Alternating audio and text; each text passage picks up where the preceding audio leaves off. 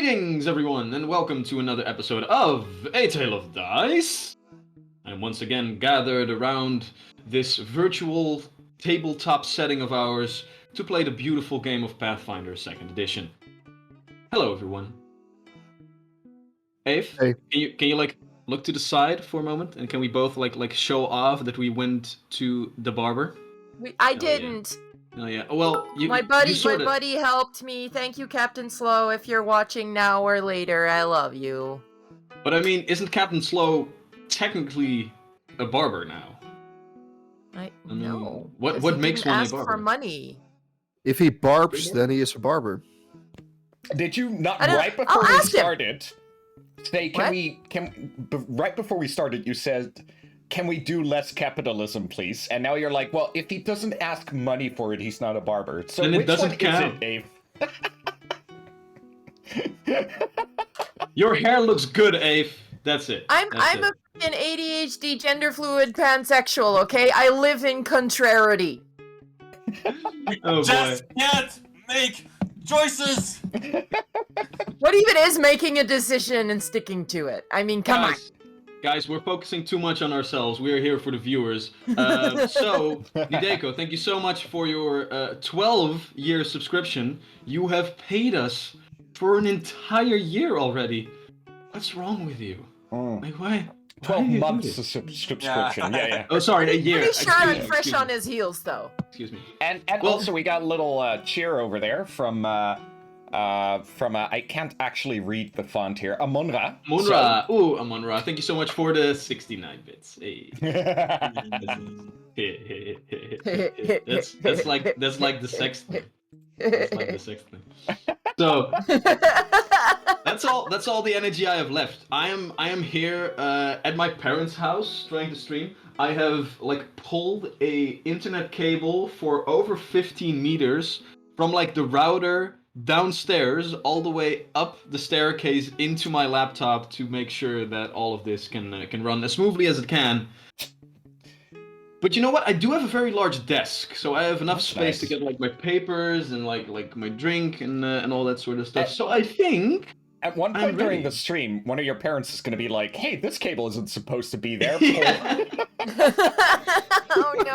Yeah, eventually you will hear my mother vacuum against the door gunk gunk gunk. But that will I would just be love- part of the nice ambience. stream, I would Mom. love if she would just come in and bring you a cup of tea. Yeah, That would Mom. be so adorable. Oh my god! Mom, I can't You're pause so the stream. embarrassing. We're live. That's not how No. it works. No, but Wouter being like, "So Tarush, oh no, Mom! I'm playing my game." Honestly, I honestly called her just now to not have that happen. Hey, you guys are gonna come home in 15 minutes. I will be streaming, so don't say hello, okay? I will come to you eventually. But she was very understanding. She still loves me. Nice. So, without further ado, shall we play a game?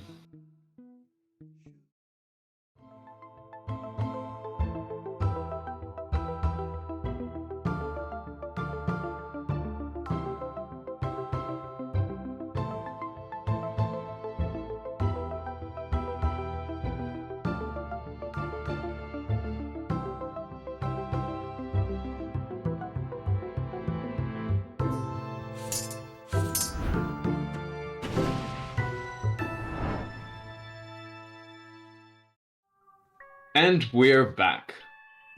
So, to jump right back where we left off last week, our heroes, now known as the Pack, were a group of randos stumbling upon the large city of Farwater and upon a magical disease that is slowly but surely creeping into many of its denizens. Here, they have been contracted by the local guards to investigate this plague, as it seems that somewhere in the higher ranks of the forces that should protect the city, there might actually be someone who's trying to spread this disease. Therefore, our heroes, as ones not really affiliated with the guards, can move a little bit more freely and investigate a little bit more freely. An investigation that eventually led them into the sewer system of Farwater, a vast network of tunnels that keeps the entire populace clean and supplied with fresh drinking water, but also houses a tribalistic race known as scum, fish-like people, who seem to be connected to the spread of this disease. Therefore, our heroes ventured into these sewers to track one of these scum, to follow it back to their lair, and upon doing so, kill every single one of them that they found, earning them a lot of experience points and almost getting into level 2 already. But as you followed the scum that you tracked into this place all the way towards some sort of shrine, you are now left alone with this shrine as the different corpses of scum are strewn around you, and the priest-like spellcaster of the scum did get away, but not without giving you quite a beating. You're all, I think, carrying a couple of hits, magical spells depleted. So for now, you decided to not follow the priest further and stay here to investigate what this shrine actually was. So, pack members, as you are heaving and hoeing, the adrenaline of the last combat slowly subsiding, what would you like to do? I think the first thing we should do is heal ourselves. Yeah, I have 2 hit. Well, I- are we sure that we're actually safe? I think we should check around, just not too far, but check around that the place that we're settling down for a bit is safe. Very well. Who wants to go around and check? I I will. Go ahead. I will go with Tarush. I think then. Very good. Then I would like one of you to make a perception check, and you want to also make a perception check, but to aid the other person. So who's going to aid? Well, I was actually gonna say I'm gonna check out the shrine specifically. Of course. So now I get that- Crystal's Yep. assumption there. How In that case, how's Crowan doing? I'm at, I feel like about half my life force is gone. Edge was Then in not that doing... case, I think Crowan should help Olam, and then I can tend to Edge's wounds. Yeah, that sounds like a good idea. very well. All right. So, Olam, perception check. Crowan, perception check. Tarush, you also perception check but for a different purpose. And for Jack, a medicine check as you try to tend to Edge's wounds. All right. So Tarush moves up to the altar as everything's happening around him. He's kind of ignoring the rest as he grabs the copy, or no, the original actually, of the symbols that we found, the sigils, the crystal sigils, as he just holds it out for comparison as he starts looking around.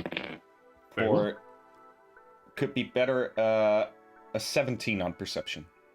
17. All right. We will lock that in for a moment as we hear from the rest of our party members. That's a dirty 20 for me. Dirty 20. Nice. So that is a success. So you can go ahead and cure some wounds of Edge. I am not sure... Or treat some wounds, excuse me. 2d8. 2d8? Ooh. Yeah. And if he has a critical success, he can also do it for an hour and increase that rate, but I don't think we have an hour. No. We don't have that much time. Oh, that's 11 points of damage. 11 hit points back. That's 11 points of Yep, yep. damage. That's a lot of damage. I will take it. I am almost back up to full, so thank you very much. You're very Nice. For welcome. that. Damagent. Right, perception checks from Crowan and Olam. 19. 19? Ah, so close. 13. 13. All right, so the two of you take a yonder back, and as you might remember the battle map, there were basically 3 different streams that eventually originated from this one point that you have now conquered. And you just take a short little walk back to see if nothing is out of the ordinary. You remember the telltale signs of the one trap that you saw before, and as you continue onward, you make a short little circle, keeping your eyes pierced on any sounds that these fish people might make. But the only sounds that now and then catch your ears are the sounds of rushing water, mixed with the horrific smells that the sewer system of Farwater does have to offer to all of you. However, after traversing these tunnels for give or take like half an hour to an hour already, you guys are pretty much used to the smell, I'm afraid. As you are making your way back, Tarush, you have walked towards the altar, so to speak, and you can see that the altar is built around like one place where a steady stream of water in a small waterfall just vacates some sort of, might be a part of the river system that Farwater has to offer, might be part of like a housing block that has like all of the sewage gather up and then like pour it into the rest of the sewer system. Might be many things, but this small waterfall drips into this one large tunnel that is completely barred up with wooden planks, and upon it rests this small pedestal in like a bowl, and where all the water is rushing around it, the bowl seems to be used in burning different things. And you have learned many tribes that bring offerings to certain things, deities, or whatever by the use of burning.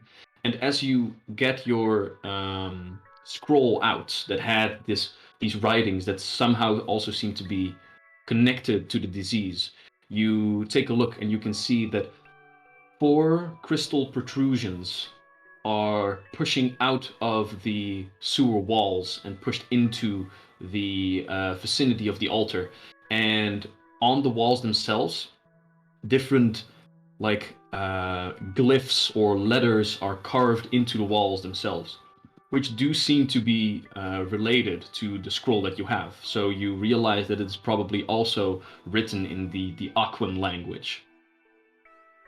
What you also see is that behind the waterfall, because we are playing in a fantasy setting, and even if the waterfall is small, there also must be a hidden thing behind the waterfall. A other sort of offering is placed there as well, as you can see that a a set of half plate armor is put on a mannequin and is also adorned with like different sparkling gemstones, it seems.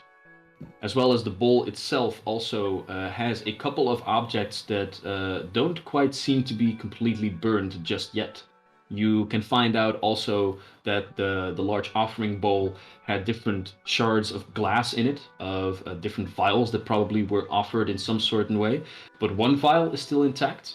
You can find a rolled up piece of parchment, not unlike the quote-unquote spell scroll that you are carrying in your hand right now. It is a little bit singed, but it didn't seem quite as far on to also offer this to their deity. So you have a vial, a spell scroll, and then a set of armor over there. All right, nice. So to start off with, if I can still do things, I will start off with using detect magic. See which parts of it are magical. I'm guessing all, maybe not the vial.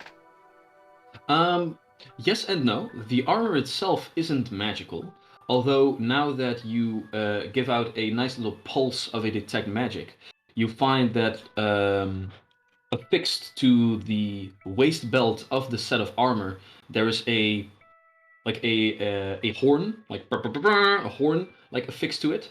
And as you cast detect magic, now you can see it like light up with a magical essence as well. So we have a magical vial, we have a magical scroll, and behind the small waterfall at the set of armor, a magical horn of some sort. All right. So as Tarush holds the staff forward, it illuminates in a certain way, not giving off light, but to Tarush himself, giving off a sense of, well, magic. And he gives a little sly smile. Very well. It seems they've left something behind for us. I grab the battle horn first. Right. And I guess I can make Arcana or Occultism checks, I hope, to identify these things. Well, let's say I just try and identify all of them. Fair enough. So go ahead and roll me 3 different checks for those. Does it matter which one? Well, whichever one is higher. Like the DC is set for the same thing. You can either use Arcana, sorry, or Occultism. In that case, I will, on the first one, take 10 on occultism because I have, what's the feat called again? Assurance. Yeah. So I will have Very 17 to identify the battle horn. All right. And as you have to like try to not get yourself completely covered with the sewage that is coming from underneath the waterfall. So you curl yourself along it and you get it off. You do have to like scrape off a little bit of the grime that had been coagulating over there. At this point, Tarush, he's gone beyond the point of caring. He's had blood splattered over him, and like he's gonna spend an hour of prestidigitation to clean himself up after this. So there's a moment of desperate exception. Yeah. And as you identify this item, it does seem to be quite handy. The name comes to you as the Horn of the Bull. We do have it on the quote-unquote battle map right now as another item card that you guys have attained. Showing it. A large bullhorn is completely hollowed out and engraved with a depiction of a stampede of bulls. And when shouting through the horn, one's voice is amplified. When under use, a leather strap attaches it to a person's belt. So you can get out the horn and activate it, and as a part of the interact action, you can speak a sentence through the horn, which is then amplified as if you were using the bullhorn cantrip, which basically makes it very loud, easy to hear across vast distances, but also gives you a +1 bonus if you are trying to coerce someone, or basically trying to intimidate someone into doing your bidding. Because as you're shouting him in the face, if your voice is a lot louder, it, well, has a little bit more of a oomph to it. Trush looks it over. I'm not giving this to Edge. Crowan, you want something? What is it? It'll make you louder. We already have, Jack and I will probably be able to use magic for this. Oh. Whenever you're ready. Crowan accepts the horn and inspects it and like, okay, I'm not gonna use it now, but thanks, we never know. Yeah, I give a short explanation of the hows and the whys, and then I move on to the rest. I'm gonna bank here and assume that the 17 is also enough for the rest, so I'm gonna keep on using assurance, because I just love that consistency. I just really do.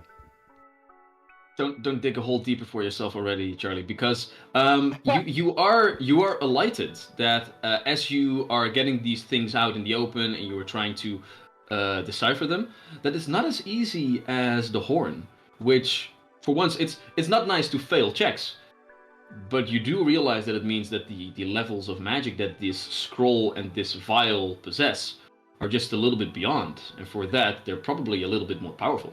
Oh, nice. Oh, so I might have to roll for this. Yeah, it seems that a 17 is not enough for these items. All right, then I guess I will roll. First for the scroll. I'm going to use Arcana then, because, I don't know, I variety is the spice of life. They're both a 7. That's going to end up giving me a 17. 17. Again, nope. You just, as you are peering onto this scroll, like the rest of you are looking, Jack, you are now finishing up on Edge's bandages, and Edge, you feel a lot better. And you just see Tarush, like, scanning over the scroll once again. Nope. Scanning over it again. Nope. Scanning over it. Fuck. So yeah, I hand it off, I hold it out to Jack. Like, maybe you can make sense of this. I'm tired. Very tired. Well, I can sure have a look. So what am I seeing? Well, you can roll either a I think in what skills are you trained? Arcana, occultism? Arcana. Arcana? All right. In that case, go ahead and roll me an Arcana check, please. Oh, heavens. That's going to be a 25. 25. It seems that Jack does indeed understand the different hieroglyphics that are on this scroll, and you decipher that it is a scroll of acid arrow. A nice little oomph for those moments that, well, you just want to hurt someone a little bit more than what you are doing right now. You make any sense of it, Jack? Yeah. Do you know the cantrip Acid Splash? I do, yes. Well, think of it in arrows, and then you have this. Excellent. Well, enjoy. Oh, thank you very much. Crowing is also going to take the time to... He's a proud man, so he's not going to let anyone else tend his wounds. So he's going to try and heal himself. With the Right, two so you're bandages going he to still try has and left. let's see how that works out. Yeah, last time it was a kind of a success. I think the DC was 15, and I rolled 13, so nope. 13? No.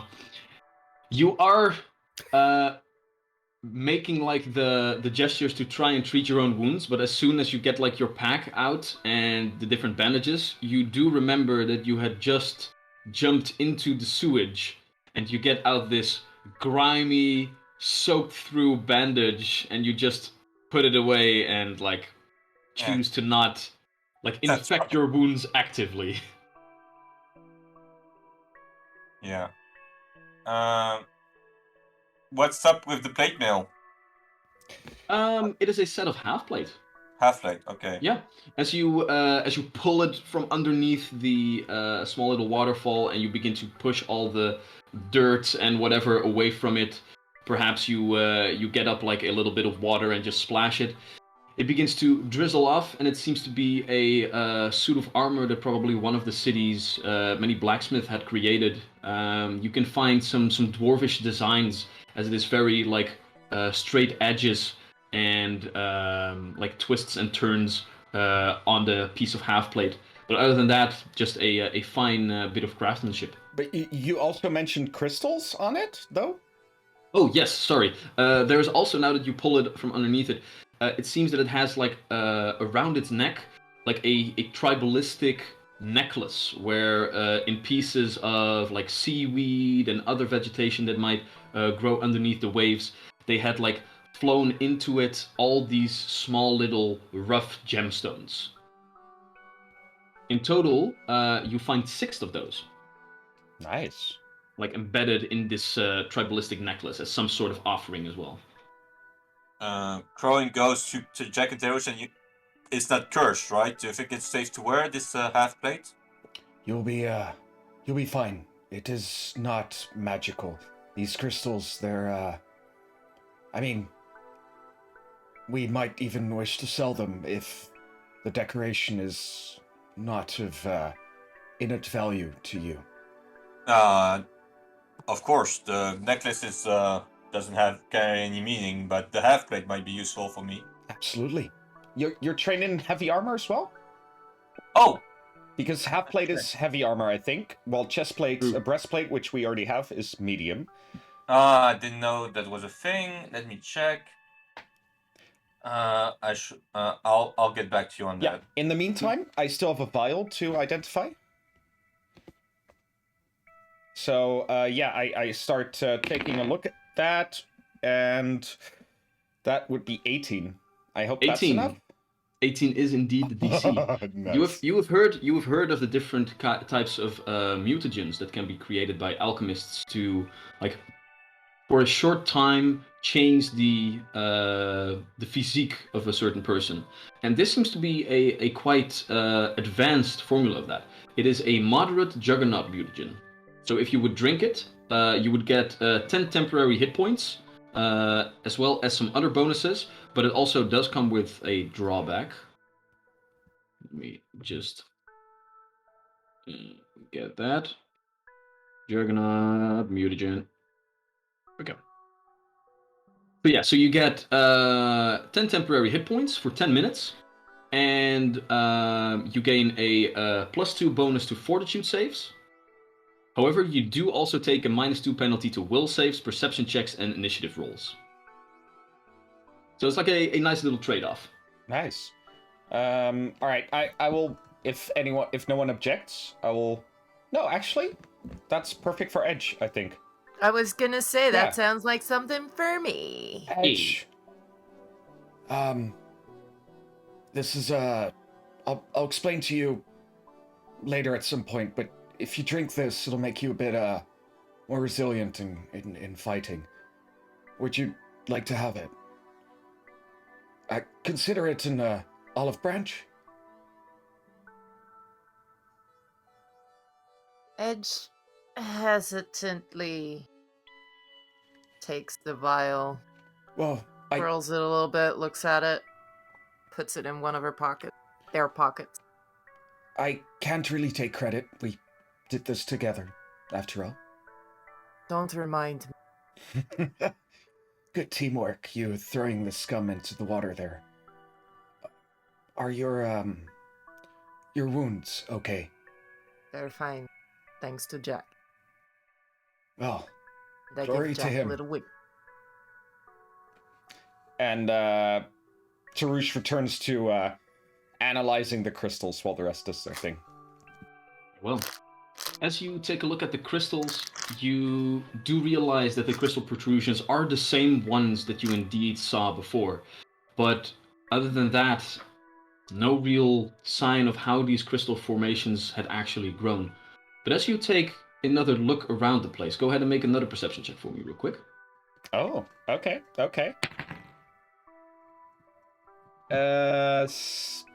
My perception is 4. I rolled a 12. Yes, that's 16. 16? Alright.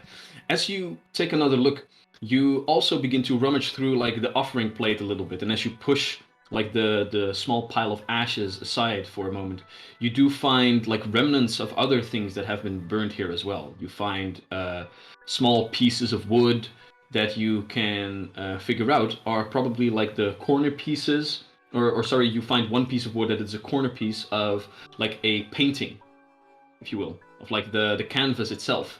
And as you begin to rummage around a little bit more, you find a couple of like these small splinters and pieces of wood, of like art pieces that have been burned here. But as you push it aside, you find one small piece of like a canvas still intact. And while you cannot really make out what the painting itself was, you do find that underneath it is signed by a certain person that is Interesting. So, who among us They signed it with this small sign of like, you don't really know exactly what it is. It might be a heart. It might be like two leaves together. It's very simplistic. Might this be relevant for society or academia? Academia, no, but society, I will let you make a roll for it. Fair enough. So, who among us was trained in religion again? I think that was Olam? Right? Okay. Society Yes. would be 14 plus 7, 21. 21. As you take a look at it, you go by all the different like things that you know, different people that this might be, but still, even so, this doesn't ring a bell. There. I pocket for now. No point in trying to figure this out now. I pocket the frame corner, and I yell out to Olam. Olam, dear Yes. friend,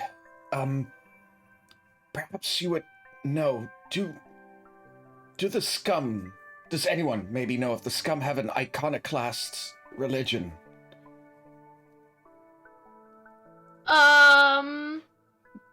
DM. Ish? Well, there was that one shrine thingy in the oh my god. Oh, I had this written down somewhere. thank you, Amun-Ra. The Bahamut temple? That wasn't Mhm. specifically for the scum, right?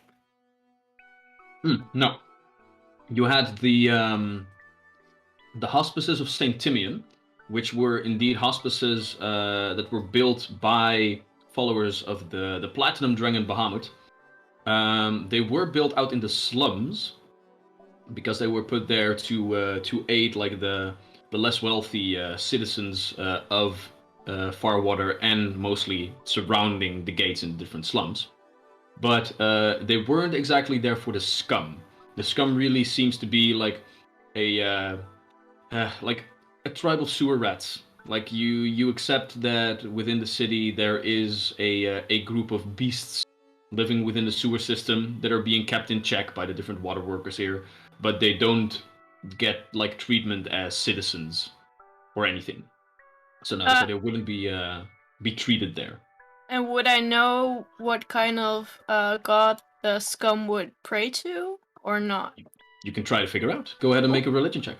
Yes, please. Yeah, and specifically if they're iconoclasts, if this is a religious thing, that they burn, iconoclasts being that they burn or destroy images of religious things. So statues, paintings, art, books. I rolled a 12. A 12. Yes. You take a look around, and more than to really recall knowledge, you try to just like take a look and intuitively figure out what all of this might be. But you don't really find any perches or any bells that ring that tell you what might be going on here. So Darusha, I don't know. Very well. Worth a try. Thank you, Olam. No problem. So, what do we want to make our plan from here? I think we might want to destroy these crystals as we did the previous ones. I think that is smart. Yes, and then we should probably go back into town and Take some rest. Yes.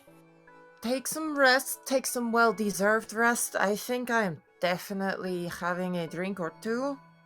And then after a night of rest and sleep and contemplation, see what the next steps are. Darush, have you? When you investigate the shrine, did you see anything that could lead us to believe that this contaminated the water? Contaminate. No, pollute. Yes, absolutely. But I do not think they would have put anything in the water here beyond ashes. But I'm not an expert on poisons or such.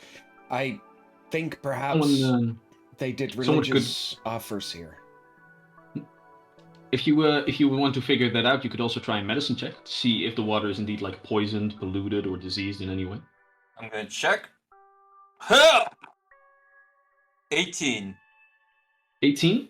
Yeah. You once again sigh deeply and lower yourself into the sewage to get a better look at what's going on. But to be honest, like you were in there a couple of minutes ago already. It's still just as sucky as it was before. Yeah. And you begin to take a good look at where like the water runs past the crystals a little bit, where it gets like hit up and forms like this small mist that also hangs in the air very thick.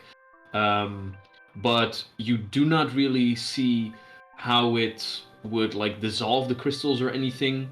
You don't see like any changes in the sewage or the water. So at least as far as you can tell, for physical reasons, it doesn't seem to be contaminated. But just as Tarush said, if this might be like a long-term enchantment process of whatever, that the shrine is slowly corrupting the water, might be. Although then again, Tarush also didn't find any like magical essences in the shrine itself or surrounding it. And also, I just figured out that this is a sewer. This is where water goes out, not in the city. So Indeed.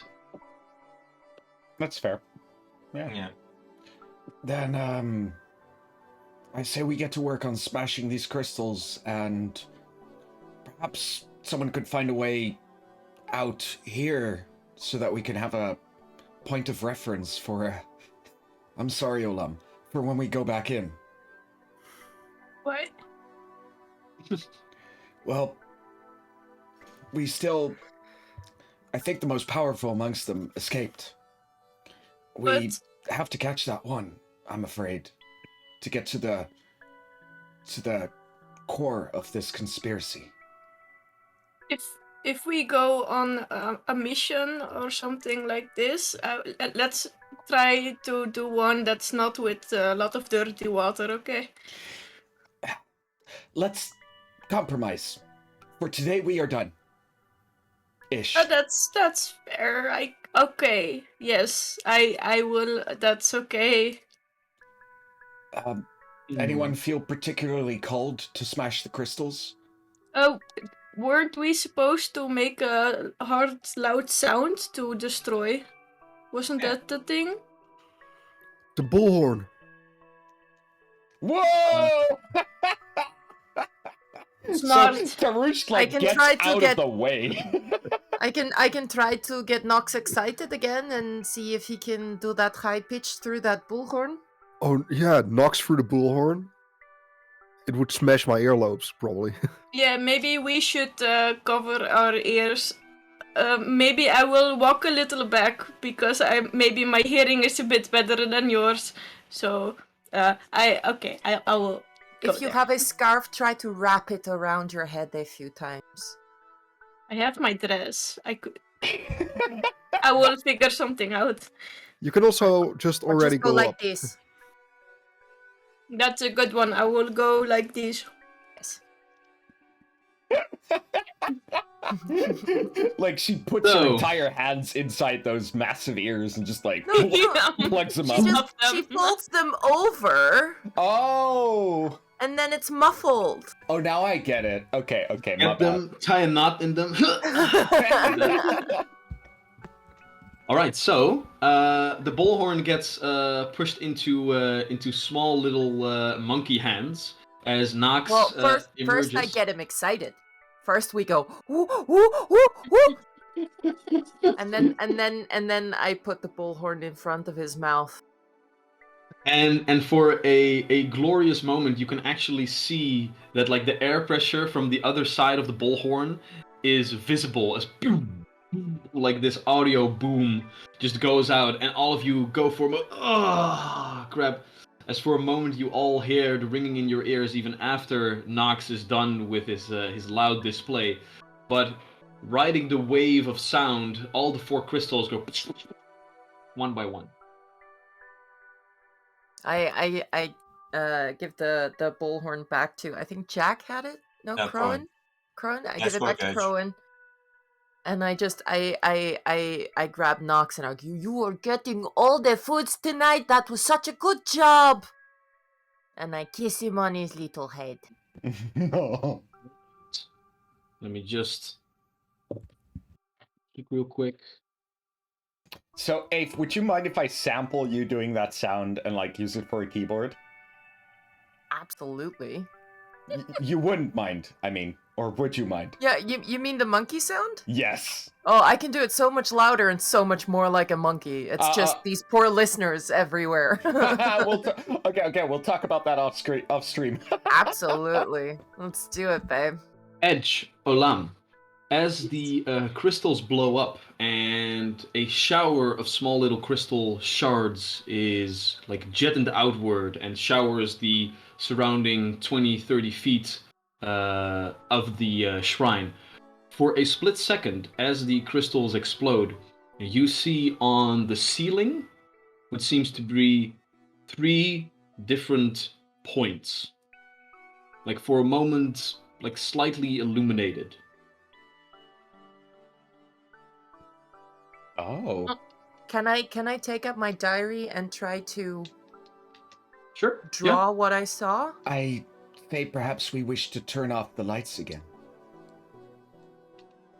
Oh, that is smart. It Yes. perhaps could be the moss. Jack? And I guess Crowan also, because we were using his bolts, his lantern bolts. The lantern bolt that was fired, you guys fired one of them. The bolt now had been gone out after the combat because it only worked for 10 minutes, and to treat the wounds of Edge, you needed 10 minutes. Yeah. So that one was already out. But the crystals themselves also gave off like a slight purplish hue. And now that Jack turns off the lights, you can find that around the shrine, indeed, with the moss, there was what seemed to be some sort of drawing as well. As on the ceiling, the 3 points are thick clods of this moss, very clearly like the focal point, if you will, of this drawing.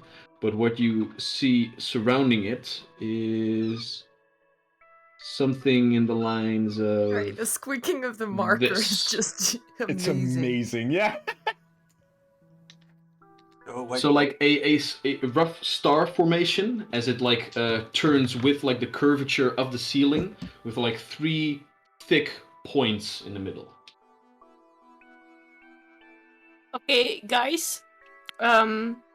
Not to be the one that wants to destroy everything, but what if the ceiling is like not that thick over there, and we can destroy and get out faster?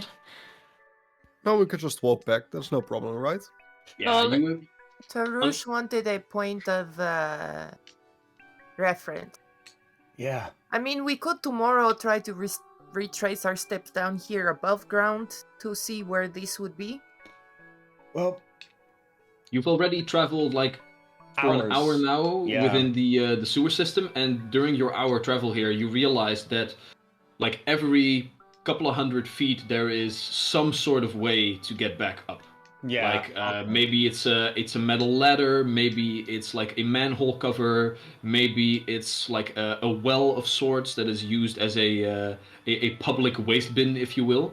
But every like 100 meters or so, you should be able to find like a way up. Yeah. So- I suggest we are do not that. going to destroy this. No. There might be a house up above this. Up here. Yes, that's what I was thinking. Yes, yes. Yes, but then we would be destroying their floor and then crawling out of it.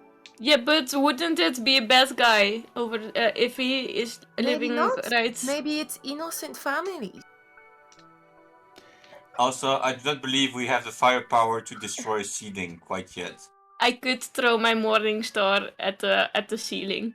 Although I do love the image of like Bob and Sarah just like having dinner, and then from underneath the floorboards, this shit-covered panther just goes "Ah, ah," like Shawshank Redemption, like "Ah, ah." I want to point out that I haven't been in the water yet, so I do like to believe that I'm clean right now. At worst, she's been But, splattered over. Yeah, What do I have you to don't roll feel for a clean. shove?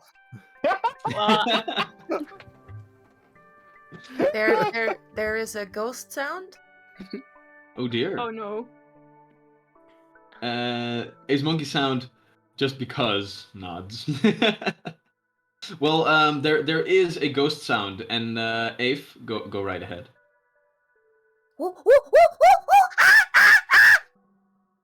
Nice.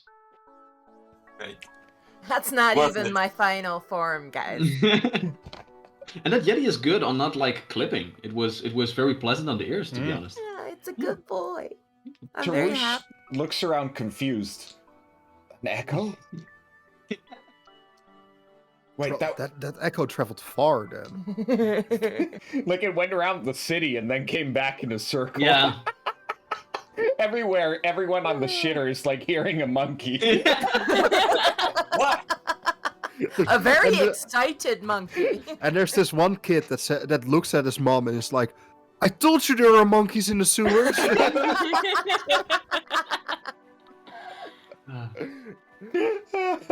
All right, but Yeah, so I suggest our best survivalists and perceivers go look for the nearest manhole, exit, or whatever their equivalent is in Yeah. the city. for the sake of expediency, Olam, if you could make us a survival check real quick. Yes. Oh. That's a 10. That's a 10. Yeah. All right. In that case, as you lead the party on your way through the sewer system, I will have. Let's see here. Crowan, you were the one that was keeping an eye out before as well. Go ahead and make a perception check for me real quick. Oh god damn it. Yeah! Also a 10. Also a 10? Alright, I will give you one last Hail Mary. I just want to sure. state that Crystal has a hero point. You know, I don't. I feel like the moment has passed. Oh yeah, that's Tarush, fair. I will last Hail Mary. You were also looking around. Go ahead and make a perception check for me. Me? Just someone. I have a Just plus someone. 4 on perception. I seriously, I suggest Edge. They're a monk. I think they should have high wisdom. Edge is a plus Not 2 on this perception, monk. I believe. Yeah, Edge is a plus 2 on perception. No. Like, go ahead. Me? No, Tarush. I just randomly pointed at 2 Fair enough. players. That's gonna be a 13. 13. I cannot believe So- I have the highest. So, Olam, as you get your party members out of the sewers as quickly as possible, it seems that you are not really keeping an eye out for everything that is surrounding you, and eventually you step on a somewhat familiar patch of dirt and rock work, and this time you can see the beautiful trap that the scum had laid out in action as a small piece of string goes upward, and from above, a shower of crystal shards, like they fall first on you, but then like one bounces off your shoulder, ping, butts, and then bursts into. Can I try to use a reflex to pull Olam out of the way? I have given you 3 checks. different rolls. This Sorry. one is happening right now. Olam, Okay, go ahead and make me a nervous. reflex saving throw. Well, a reflex aiming towards the water is also possible. On a natural 1, make her, or on a failed, make her jump in the water. Charlie, if this happens, it's your fault. Oh no, it's not a 1. This is something I want to use my thing for. Yeah. All right. Isn't it? Yeah, I'm going to use my my hero point. I like My how much die. out of character Olam cares about getting wet as much as in character Olam. It's personal. It's a 12. Oh, all right. You take 9 points of piercing damage. Ow. I didn't got any damage yet, so I guess it's fair. All right. And I need to take a look at your sheet for a moment. Ah, goddammit. All right. Okay. That is all. Okay. As you take a couple of steps, and it's like you fell into like a bundle of cacti. As you are now like, oh my god, so many pointed things are sticking out of my person, ow, ow, ow, and like every move that you make pushes some sort of crystal shard in. Oh. So like the rest of your party members, like they gather around you and just go out like, oh, ow, Okay. ow, ow, ow, get the worst out. Nox And is eventually- helping. Yeah, everybody is helping. Or everybody that wants to help helps. Tarush uses the shield spell and keeps that up. Yeah. Oh. He's like, I'm not taking this risk. We all apparently suck at finding traps. But a couple of feet further onward, you do find a metal ladder that goes upward and seemingly should exit on like the side of the street. As you climb it, you can find like a roster that is looking out like over the street itself. It is closed, however, with a lock, but I do believe that you have a handy crowbar at your Yeah. disposal. Crone, for the sake of Yeah. this, go ahead and make me an athletics check real Oh quick. my god, I just do my thing. I just realized Yeah. it's an alliteration. Crowbar Crowan. Or Yeah. Crowan the crowbar. I'm not sure. You choose. Rowan bar. It's probably gonna take me a while because I roll an 11. An 11. Even so, you do have a +1, right? Because you are having a Yeah, a I nice, counted it plus crowbar. 1, yeah.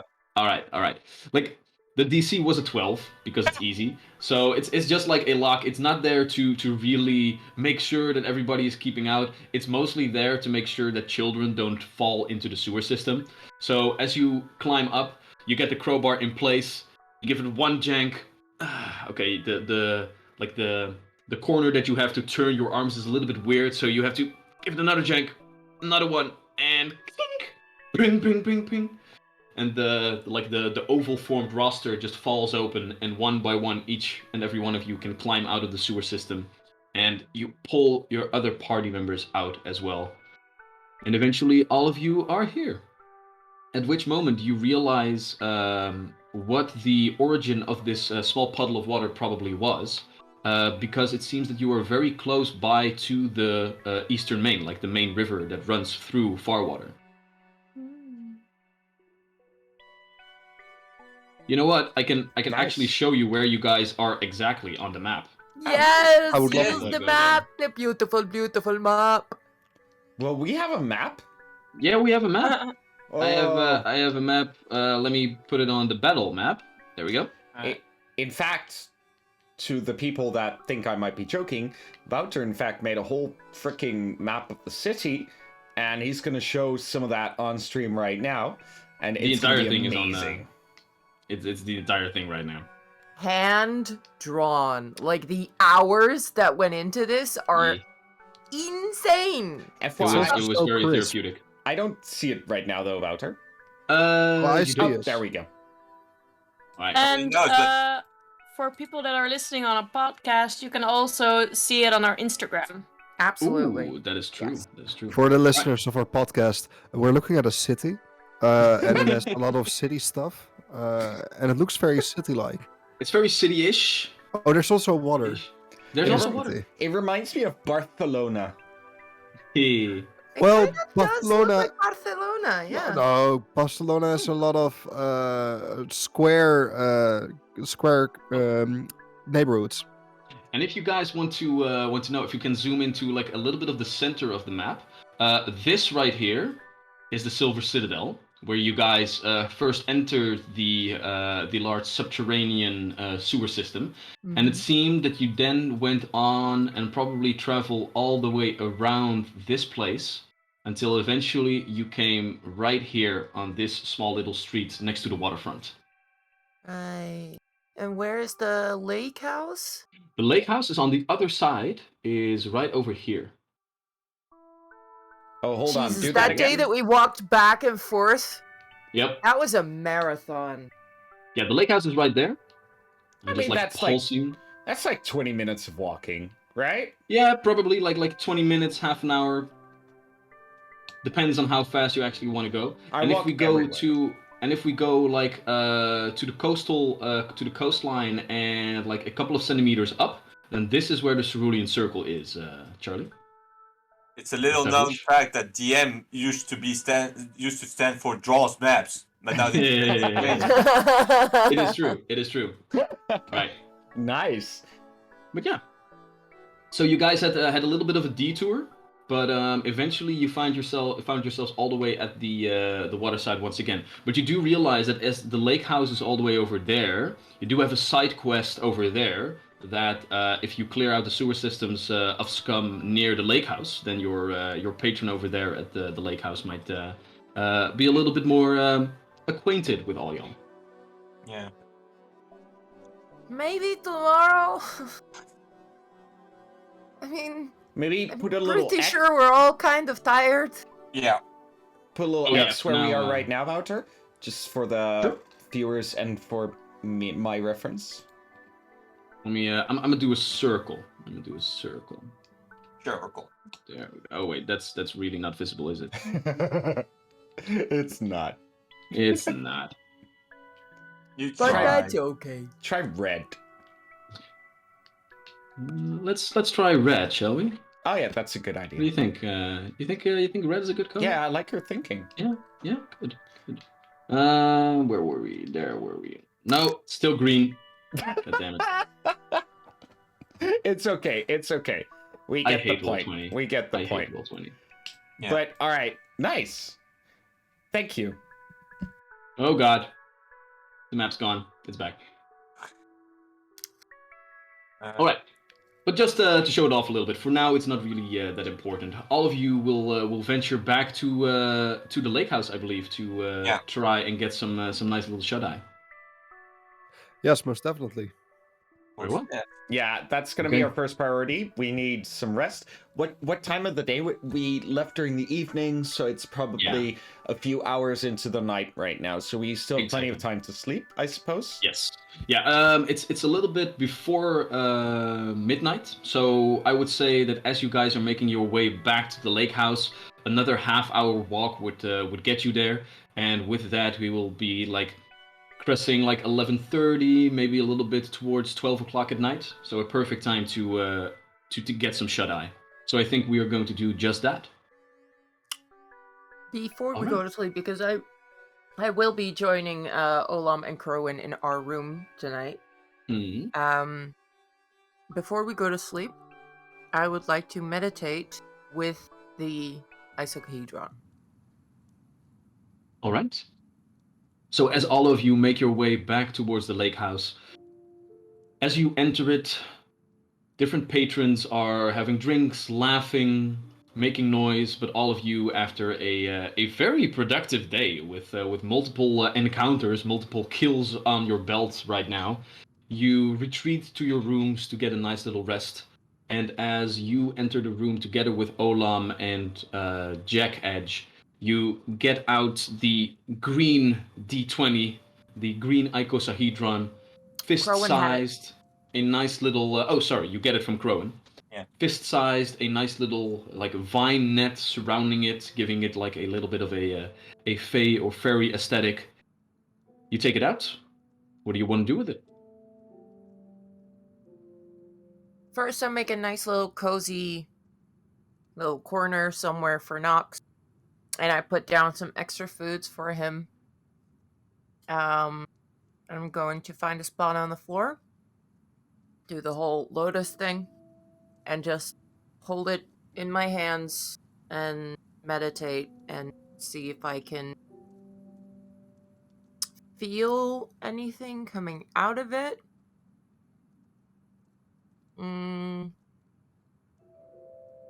Mostly just to see if I can, through meditation, figure out if this is something that we might be able to attune to in a way, to see if we can, at the very least, reason with it. All right, go ahead and make a perception check for me, please. And while this goes on, by the way, if anyone in chat feels so inclined to push some points into whatever the artifact might do at this moment, I mean, it is technically yours. Oh! Yeah, the I'm Ouija not going board to play is your character. Magic Surge, Edge dies. Yeah. the Ouija board is gonna go on CHAT. It's gonna go chat.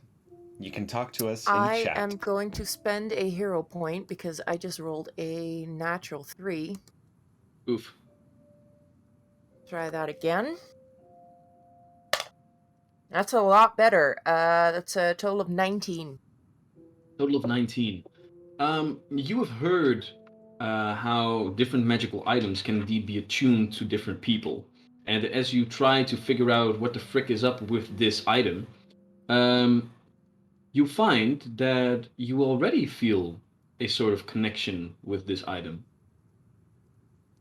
And with Olam, and with Jack, and with Tarush in the other room, and with Crone in the other room. It seems to be attuned to all of you already. And as you are trying to figure this out, it seems that the artifact itself at this moment wants to be understood, as from it, this very cool bardic music springs forth, quiet, soothing. It overstems the music coming from the large hall in the lake house. It overstems the hustle and bustle of the different patrons there. And I will give you another perception check. Ooh. Yippee. It's a natural 5 for 7. And even though the nice, quiet music gives you a beautiful moment to meditate, you still keep coming back to that sense of connection to the rest of your party. the artifact is attuned to all of you. And you try to like get your attention away from that and to see what is beyond that, but your attention gets pulled back to it. And again. And eventually, after trying again and again, you have to realize that perhaps with all of the activities of today, I still smell of shit, like a lot. Pretty dark. It might be difficult to ascertain anything else at this moment. Was there a bathtub in there? Oh yes, there were bathtubs. Yeah. Okay, then It's- after meditation, Edge is going to take a nice long soak.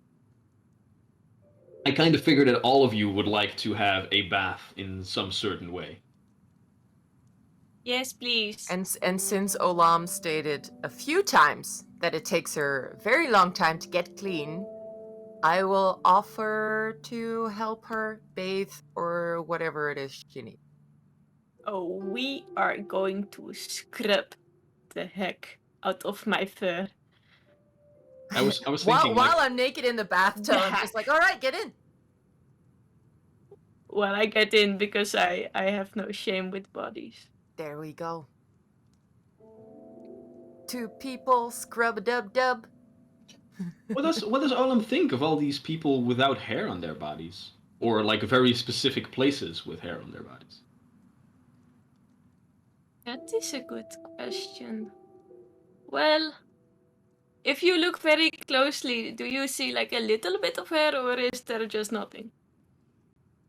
On Edge, it would be very, very fine white hair, so you'd have to look, like, very closely. Which they I will feel- let you do if you're curious. Oh no, Olam's going to do that, yes. And I'm Roll for going to education. I'm going to try with my finger, not with the nails extracted, but I'm going to try and like rub your cheek. There's a little bit of fluff, sure. Yes, is it soft? It's very, very fine and very soft. Do you make this short yourself? No, it just doesn't grow any longer. This grows long. And these, sometimes I have one that goes like whoop, so I just pull it out. And then there's this. But you But- pull it out. Yes, But it doesn't that hurt? a little. But why do you do that? Because it annoys me when there is no symmetry. Oh, when two sides of a half do not look alike. It rubs me the wrong way. Do I have that? Should I pull out hair? No, you should not do anything that you do not want to do. Your body is your temple. Okay, temple. Okay. Yes, but okay. So is it the same with all of the pack? You think?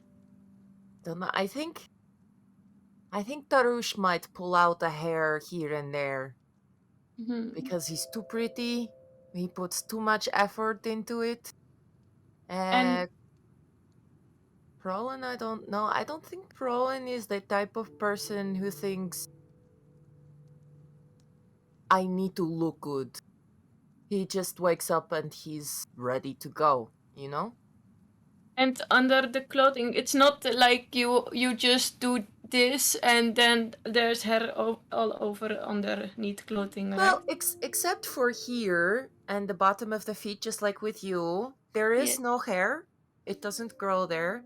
Everywhere else you can grow hair. It's a little bit more here and on the legs and the arms.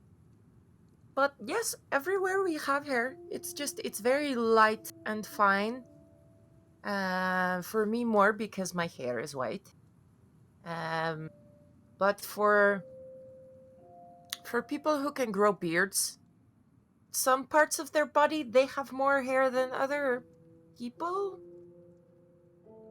You all are strange. You see my best friend Saloon, my goddess. She also has like no fur, but I thought that was some kind of a goddess thing, but apparently it's not.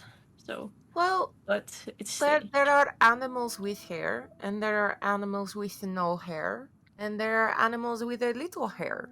It is the same for us. We are also animals in a way. We have hair in the few places, and no hair in other places. So I heard stories about turtles. Are you all some sort of kind of like turtles? No, we are more, and I gesture over to Nox, we are more very different family to primates, to monkeys.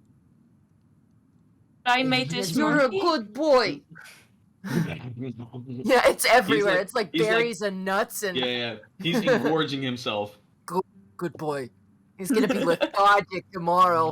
He's like a little potato-shaped monkey right now. Yeah, like a little full belly. Oh, going to no evolve. belly scratches tonight. Don't touch it. He's going to evolve from a capuchin monkey into like an orangutan at some point. That is the spectrum.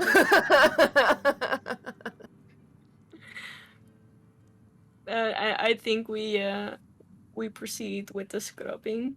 All right. Is there anything else that any one of you would like to do tonight? Corin did have a Before you, question for Olam. Yes. Yes. We will say, for the sake of this, eventually Olam and Edge exit the bath area and get back to you. Oh, I also have some hit points I didn't get back yet. Do they just like some sort of heal? There's me, natural we- healing over the course of the night. Yeah. That's nice. Yeah. Okay. But we will get to that when you guys actually go sleep. I'd like to do that before we go to the bath, though, because soap and wounds do not like go together. I think.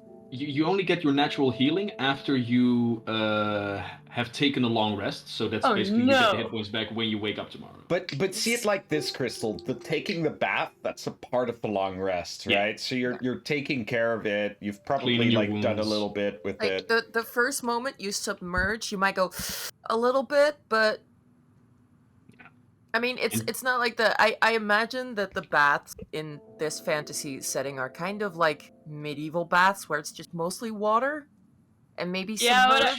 I was talking about scrubbing, so in my head it was like salt. Like scrub salt. Hey, You're rubbing in my wounds. How do you take baths? Like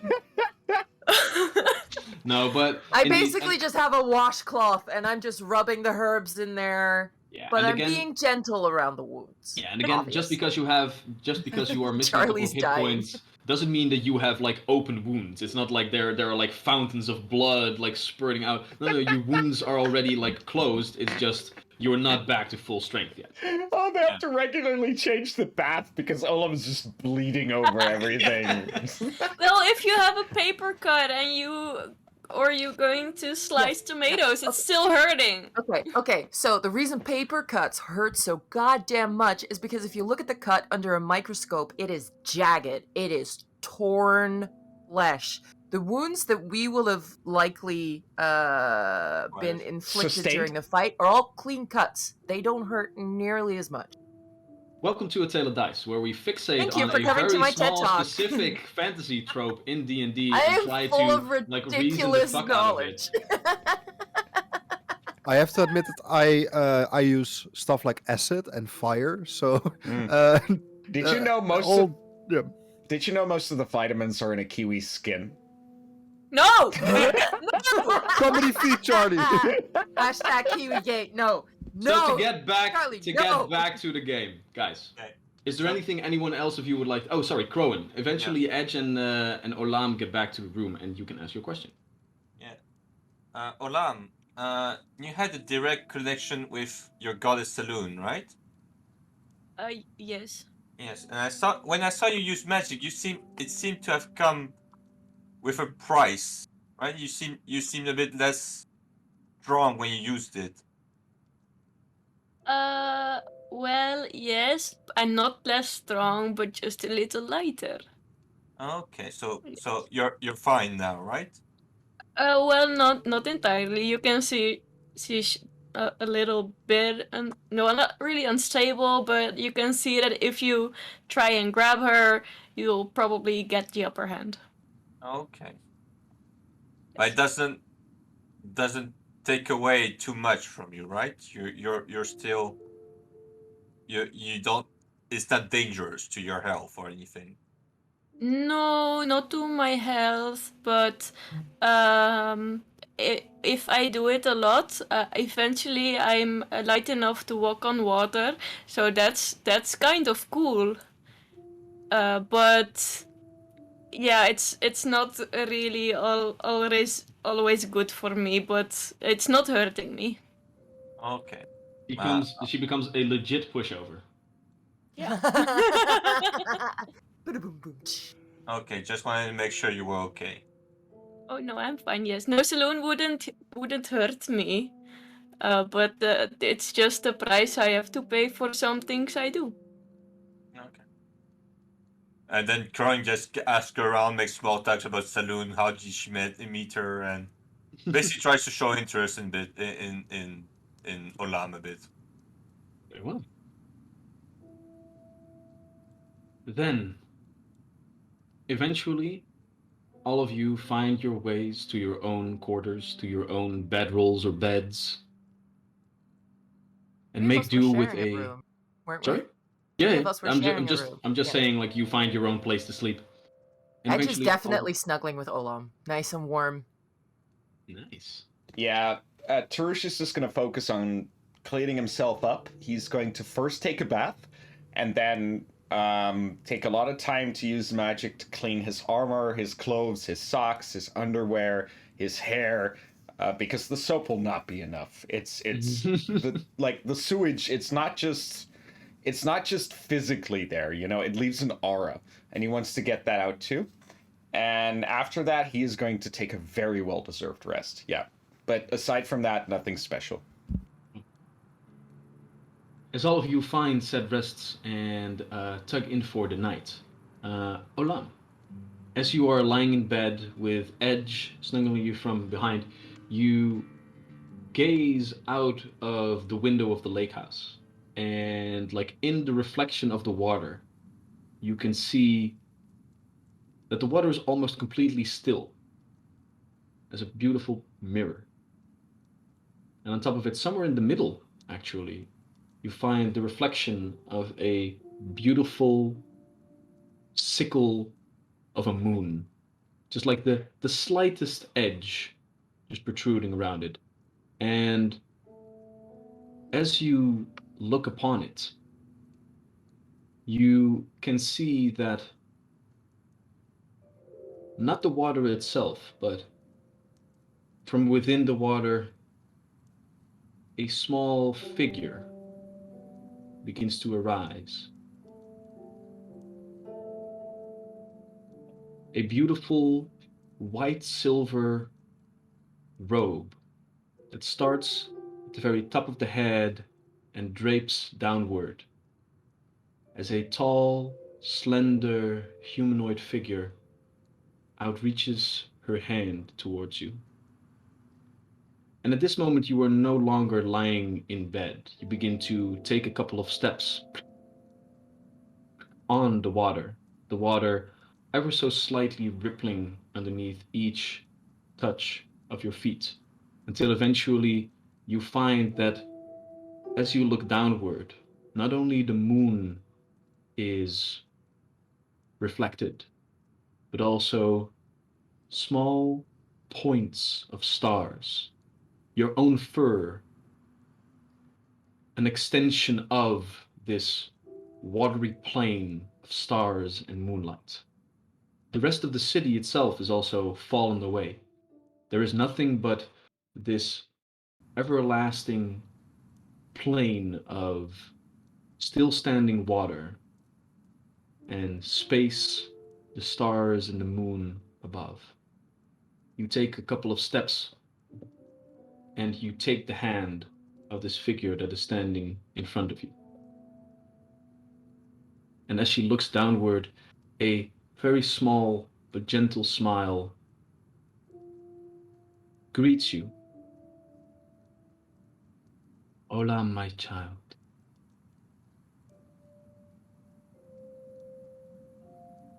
Saloon? Do I recognize? Yes, right? Hello. Hello. Well, Is we thi- are friends, so. Is this microphone working? Hello. The Hello. the enthusiasm and the slight awkwardness of Olam is immediately represented as you find, like, with a little bit of shaking of your body, different ripples begin to emanate from the place where you stand. No ripple ever emanates from Saloon. How have your first days been, my child? Well, there some stuff happened. I don't know if you saw everything, but I kind of apparently stole something. I didn't know I couldn't do that. So I do feel like I'm still good, but I'm not sure. And we are some following some fishy. They call it scum, and yes, if you want, you could help us, but we maybe can find something ourselves. But they do make me go into the water a lot. I don't like it. We could walk next to the water, but it's not nice. Um, so the ripples have turned into small waves, No. and and as you gaze up at Saloon, the rest of us might, like, see that the smile is turning into, like, a little bit of a snicker, as someone might see, like, their new kitten that they had just bought, like, walk and bump their head against a wall, like, oh honey. And Saloon speaks again and says, I have seen from afar what you have done. I wish I could have been closer to you, but something is hampering my presence. I feel that this same vibration in the air is also what vibrates us. And she breaks eye contact with you, and for a moment now you follow her gaze, and you can see that the plane of water itself is beginning to shake and vibrate. Then she locks eyes with you again and continues. For this moment, for this day of the cycle, my presence is strongest, and I can make myself known. But after this, I'm afraid that I will have to go once again. Will I be able to meet with you again soon, or do we have to wait? If things continue as they are, only when the moon is crescent will my connection to you be strong enough to speak. That is long. But this connection can be healed. Rid this city of the vibrations in the air, in blood, and in crystal. Open this realm again, and I will make myself known to you.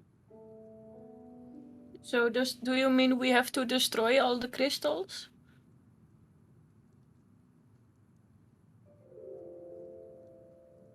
You have found strange companions. Their paths are even more clouded than yours. But as many that have come before, they possess potential. But are they good? Should I stay with them, or should I find new people? Because I'm not sure. I don't know them for that long, and I do know that you can see like some good in people, but I can't see. That is for you to decide, Olam. I can but guide, But you, my child, must find your own path among the stars. I miss you. Rid this world of the ringing in blood, crystal, and air. And we shall speak again. At which moment the rippling in the water begins to intensify and it pushes your hands away for a moment. And as her outstretched hand becomes a single wave, she is pulled back into the water. You are pulled back into your bed. And as you blink a last couple of times, sleep finally finds you. And all of you take a well-earned long rest. And that's where we'll take a little break. Yeah. And in 15 minutes, a new dawn will be greeting our heroes and the city of Farwater. Nice. See you guys then. I That- assume. See you guys soon. That was absolutely epic. I'm just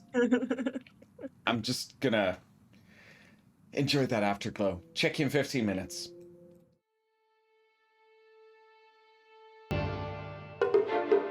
Hey. Hey, hey, hey. Hey, hey, hey.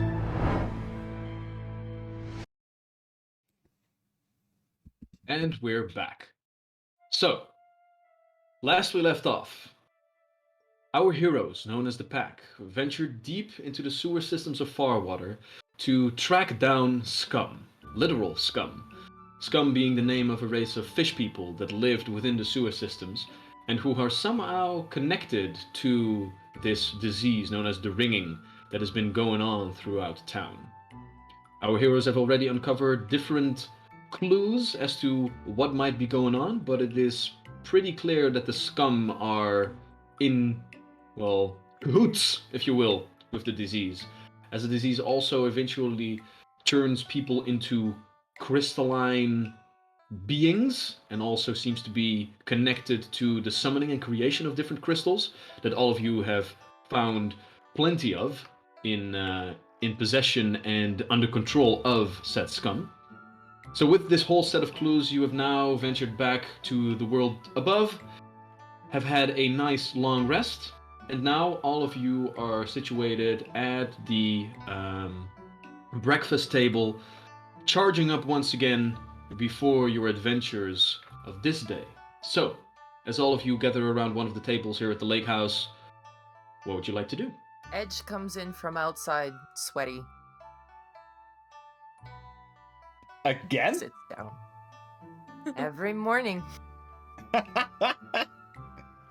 Yeah, Tarush as well.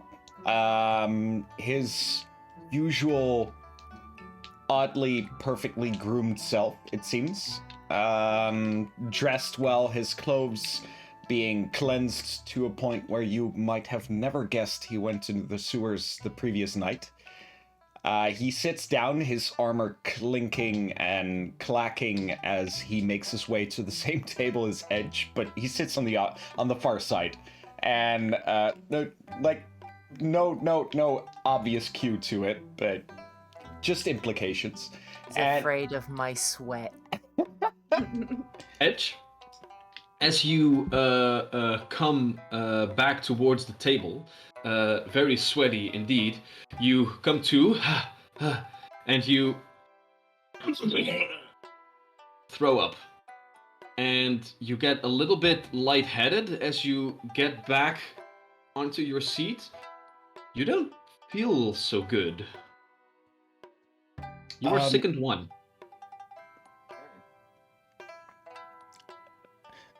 Tarush is very happy he sat where he did as he looks over. Edge, I am so sorry. That never really happens to me. may we assist? Do I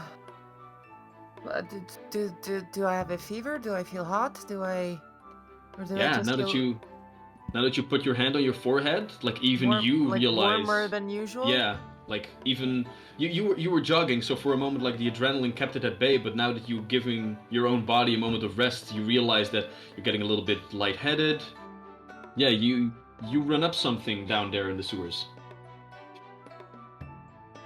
Do you think it's the curse? What curse? Didn't well, yes. Do you hear Or ringing? Or did you just get some dirty water in your mouth? Because I honestly don't know. Well, they were pretty wounded, so it could also be like an infection, maybe. I mean, Ola makes a good point. So Tarush immediately grabs his staff and points it towards Edge, with still meter in between Edge and the staff, as an aura of detect magic goes out, just to see if there's some kind of weird aura coming out of Edge. You still find like Edge's tattoos, like the lightning tattooed on it that you saw that Edge could actually burst out in bursts of electrical magical energy. Like there is still some inherent magical essence of Edge, but The nothing runes new. on my horns would probably give a little ding. Oh, also yes, but still nothing new next to the way that you perceived Edge before they went into the sewer system. I am not well versed in curses, but I do not think so.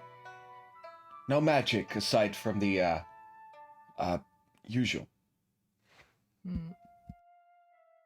If someone can make a medicine check to check if you know anything of diseases or poisons or infections or anything. Well, I guess that would be me. Let me have a quick look.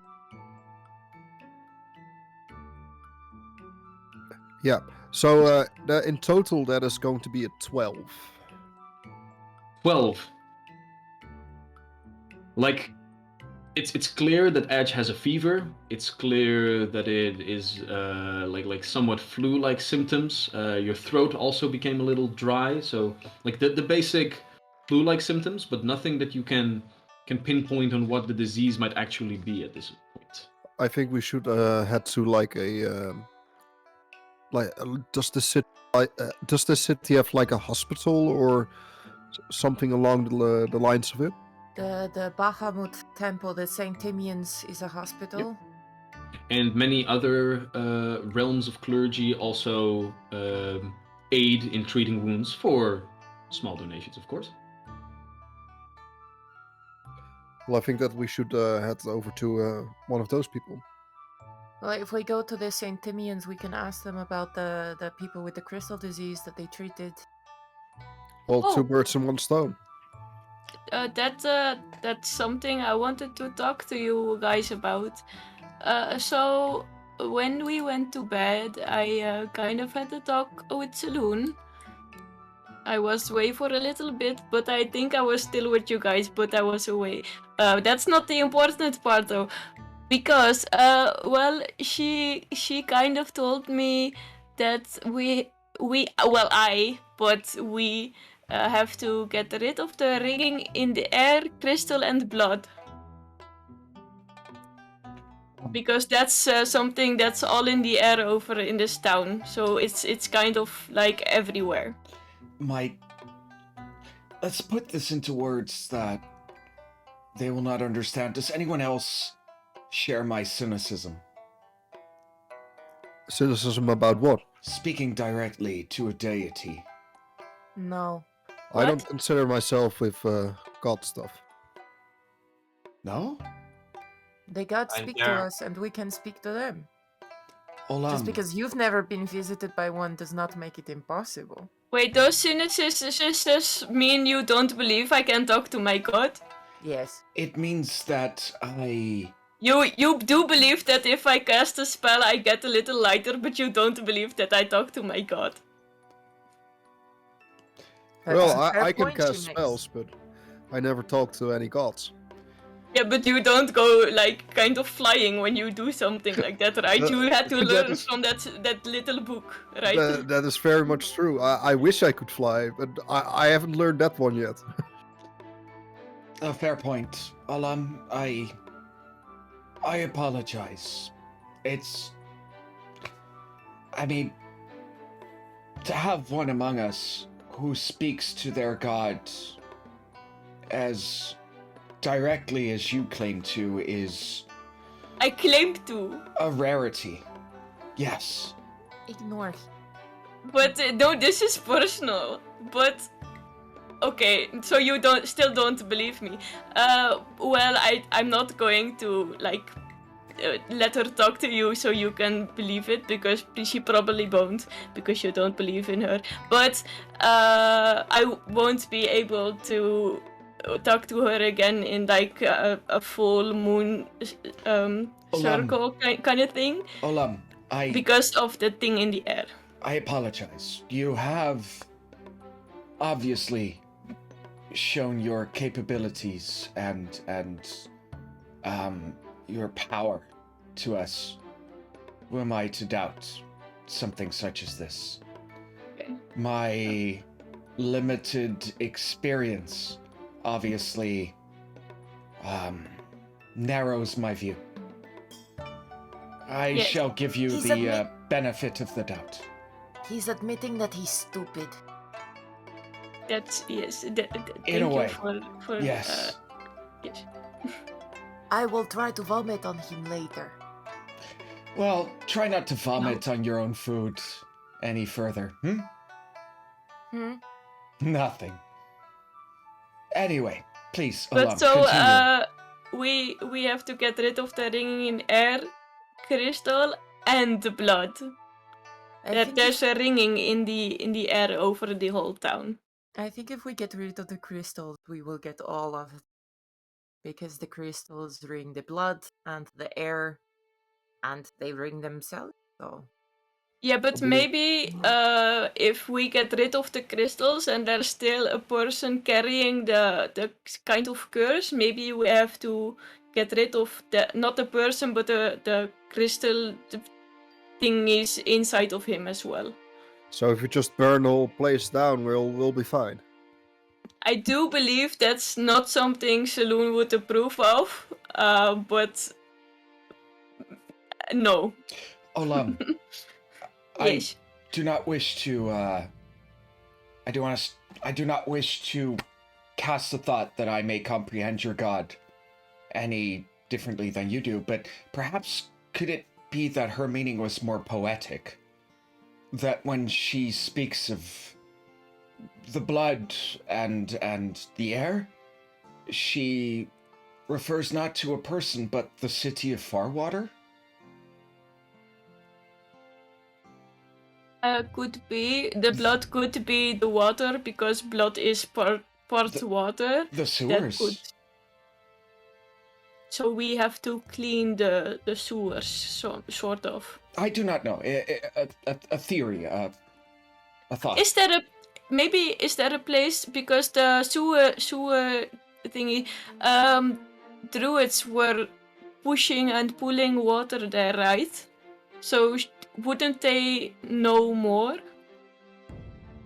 The beating heart of the city, if there were ever an analogy for it. So they're kind of the heart. The heart, yes.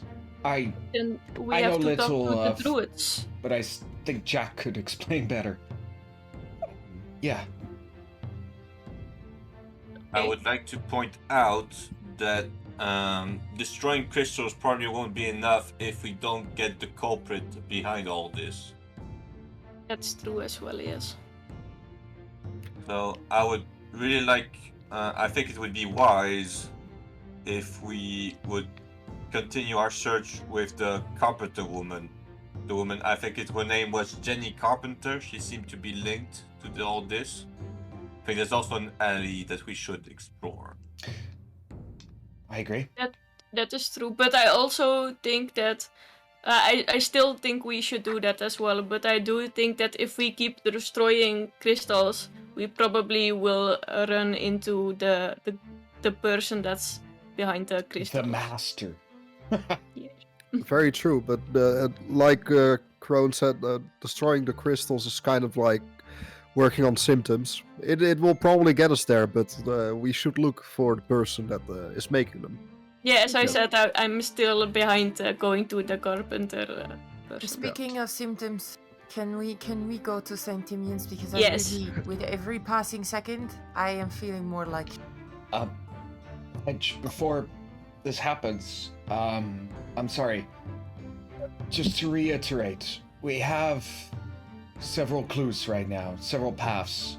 We have whoever taught our Jenny No-Name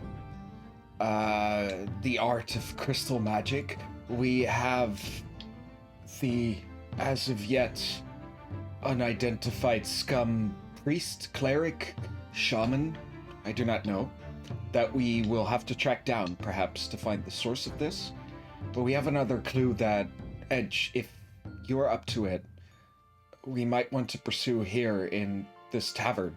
And I grab the frame corner that I found in the sewers, which holds the heart with the vertical stripe in it, and I slide it towards Edge across the table, being careful not to push it into the pool of vomit.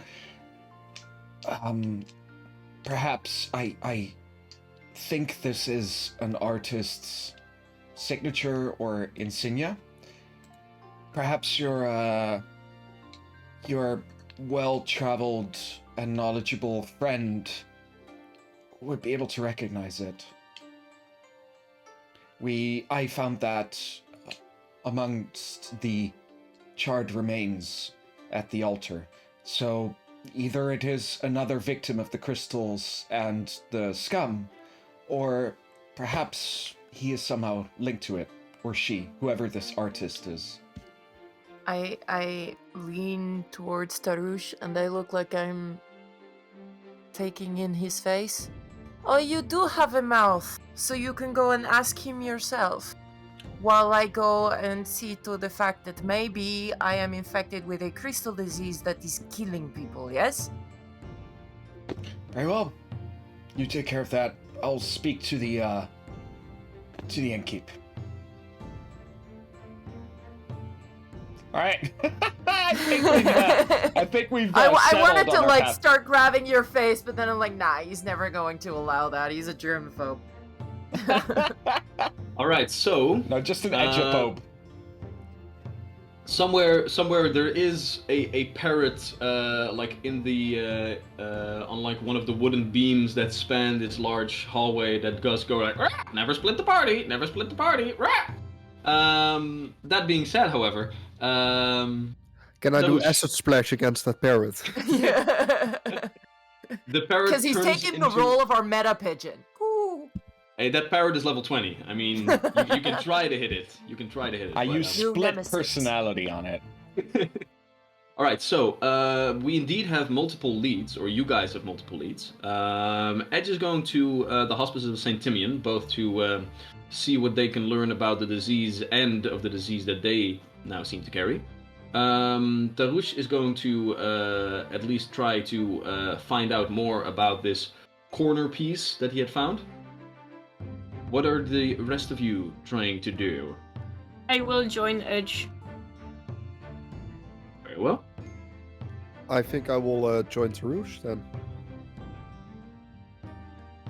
And Krovin. I think then Crowin will probably go do his investigator stuff on that Jenny Carpenter person. Very well. Oh no. All right. Then, with that out of the way, who are we going to go with first? I'll say let's start with Tarush and Jack, because their journey of the day will start right here in the lake house. So all of you put your hands together, break, and go on your separate ways. And let's say that you guys will try to meet up here later during the day in the lake house after these tasks are done. I can't hear what you're saying, Charlie. Thanks. Sorry, I muted the wrong thing. Crowin, to be fair, if you wait like 10 minutes, Jack and Tarush will probably be able to join you. Oh, Because- because I still have to heal my wounds, so I'm gonna try that way with Yeah, fair, because Okay, we're talking to the innkeep here, so it's not going to be a journey or anything. each and every one of you that had a long rest, by the way, you do heal up your, I believe it's your Constitution modifier. Yeah, per just level? times 1. Times your level, so times 1. Yeah. So if you have a positive Constitution modifier, you regain a couple of hit points. You also get minimum of 1, so... Okay, cool. So I'm gonna try and heal up. And that's a 15 on the nose. All right. So with that, you get to bandage yourself up a little bit. Yeah, I'm back to full. Very nice. We do ask some money from Jack before we go because we probably have to pay for the hospital. Yeah. I will grant them the money. Yeah, No problem. can we just assume for easy's sake that we have this magical gold purse to tap into? Because I think that might be easiest. I just wanted to say. Fair. All right. Let the record show. Let the record show. So, Tarush, you, Jack, and Crowan, you and Jack for the moment, walk up to the bar and try to find out more about this thing. Eventually, as the bartender themselves don't really realize what it is you are carrying, eventually Zorel, the high host, the high priest of the lake house, is beckoned from the offices in the back, and as he steps forward, Tarush, Jack, good morning to all of you. I hope the baths last evening were up to your standards. They were more than adequate, friend. Thank you. Splendid. I must say, all of you do smell a lot better, which is good for my business as well. Yes. So, what can I do with you? More spellcasting services? 2 questions. 2. First one. We, and I point towards Jack as if it was actually Jack's question. We're worried that Edge is not feeling well. The 2 of you were together a few nights ago. Is there anything we should know about that? You can be sure that we were quite safe during all of our endeavors. Well, then it must be a side effect of our adventures. I'm sorry, I just couldn't. If you're asking what chance is higher that they got a disease with me or in the sewer system that you trudges through for multiple hours, Then I it's think probably that you. answers. He does We have are a sly staying grin. here No, under he his does roof. have- He does have a sly grin. Like he gets the humor of it. Well, now I'm not sure if I want to answer your second question though. Welcome, Majo, to the pack, by the way. And Tarush, also with a smile on his face, continues. The second question is more mundane, and also far more relevant to the saving of this beautiful city. And I put forward the frame corner of the artwork with the little artist's signature. We found this amongst the possessions of the scum. We wiped out this beautiful colony of theirs, an outpost, and I think somehow this might be connected. It might not. Either a beautiful piece of art was burned, or there is an artist somewhere whose illness has gone unnoticed. Right.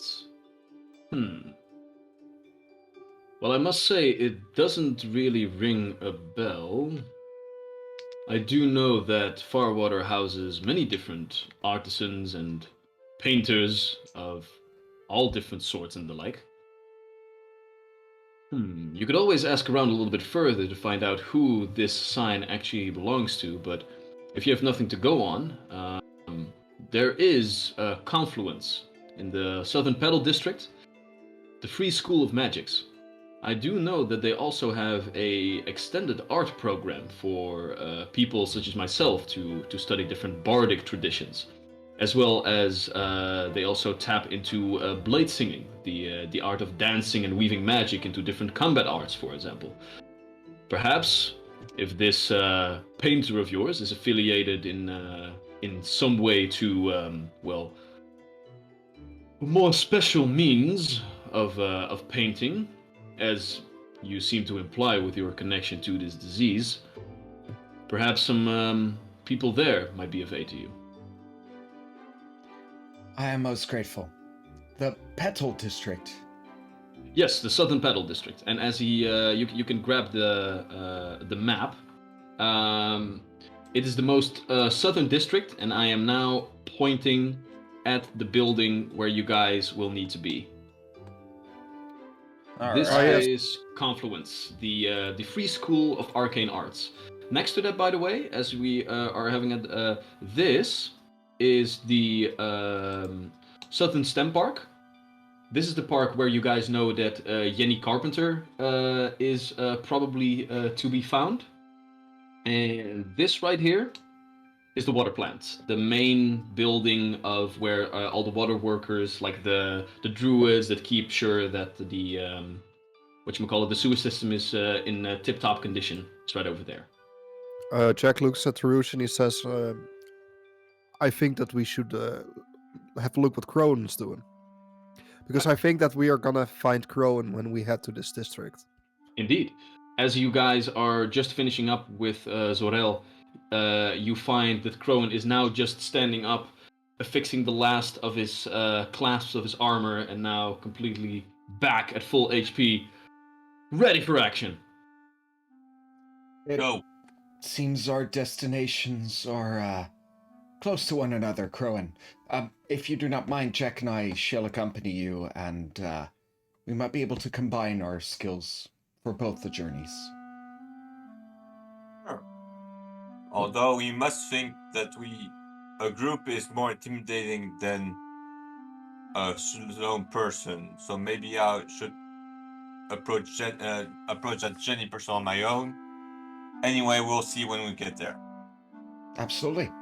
We shall, I shall. And he looks at Jack. I shall remain unassuming for as much as I can. All right. As all of you head towards that southern side of town, a little bit further to the west of it, the main slums of Farwater are located. Within the slums, next to a small pond/lake with a little bit of green still sprouting up around it, stands the Hospices of St. Timothy. As Olam and Edge make their way towards that place, you eventually step outside one of the large gates of Farwater, and after following the main road outside of the city for a couple of meters, you eventually have to make your way through the slums themselves, where the nicely well-kept roads make way for simple dirt roads, and where the nicely builded plasterwork buildings of Farwater rise high up. The slums themselves are simple wood cottages, haphazardly put together, probably rising up and being destroyed as fast as any other. However, as you make your way through the slums, you do find that a lot of different people are, well, they aren't good off or anything, but it's not as bad as it could be. People are still having normal-ish lives. You do see a lot of beggars on the street, of course, but it is to be expected. Next to that, the people that do seem to live in these slum homes, they're just doing their own business. You see someone step outside with a large basket as she's probably going to wash some clothes in a nearby pond. You see another cart ride up with different vegetables and produce from the around laying lands. You eventually find a small little marketplace where a couple of carts are situated like in a circle with all of the vendors in the middle, where like a group of people are just like naturally flowing past, making their small businesses. Nothing too specific or special that is being sold here. But then eventually you do stumble upon, you see it rising out of the ground far above all of these other hovels, the Hospices of St. Timian. A pretty stereotypical like large church. Although while you get close to it, you can easily see that the church itself, where you normally would see that the church is like only the ground floor, and you have like these large like windows spanning the entirety of the building, you find that as you look at the side of this large church-like building, that it is composed out of 3 different stories. And as you get all the way to the front, where a large marketplace, like a large square, is situated, the only place that is actually like stonework on the ground, the rest is all just like dirt roads. You find that the large wooden doors stand open, and you find the depiction of a long but slender and gentle platinum dragon that holds out both claws in a welcoming motion as different people are lined up. You find that approximately like 100 feet outside of the hospices, there is just like this one long line of all different people. Some are wounded, some look a little bit sickly, some don't look fine, but who knows why they are there. And it seems that it's just queuing.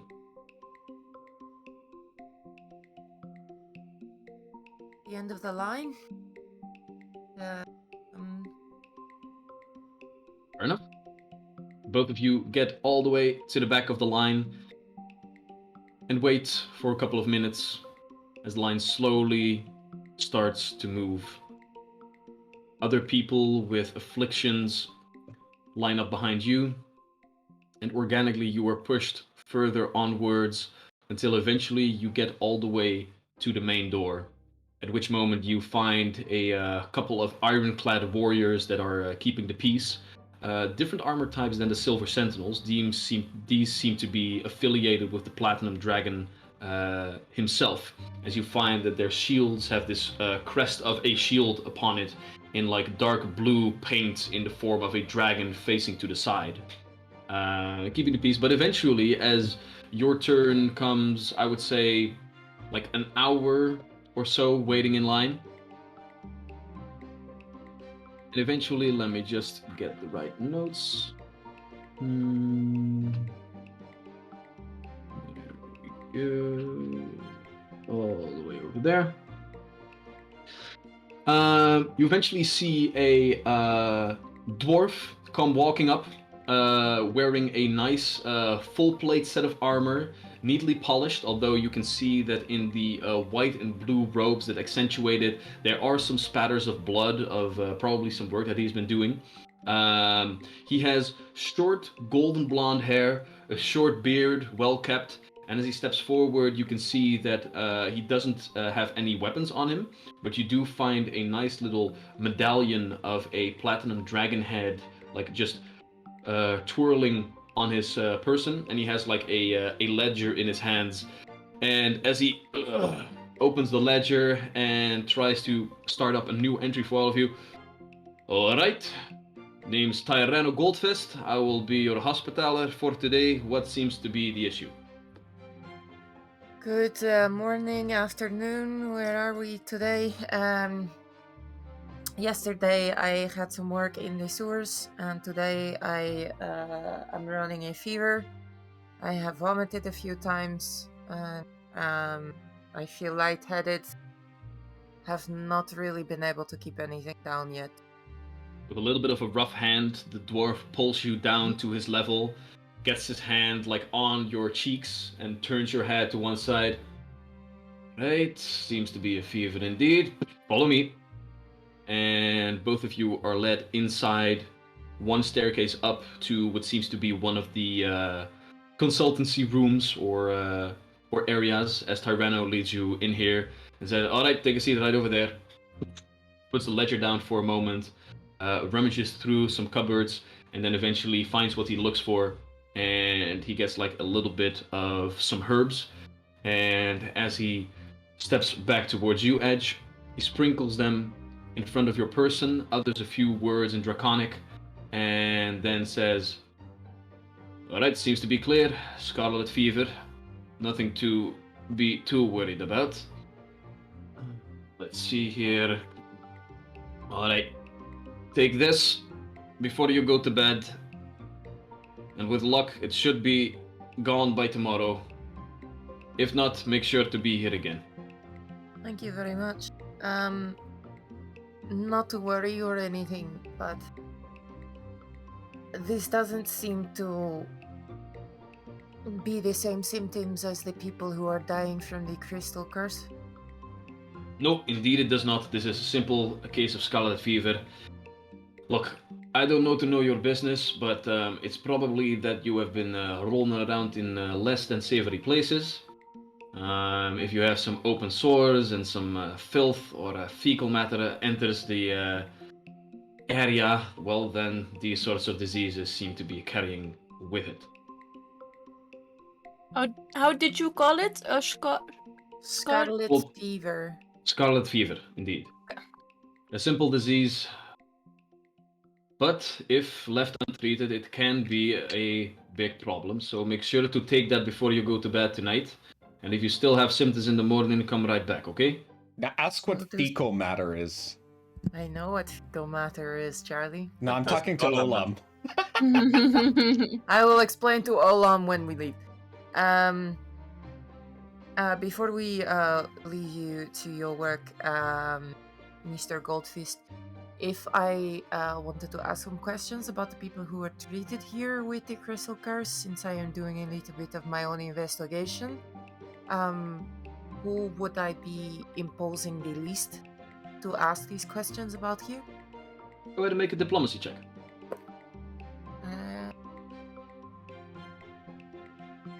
Pretty good at diplomacy. Ghost image. 'Cause I'm Ghost image.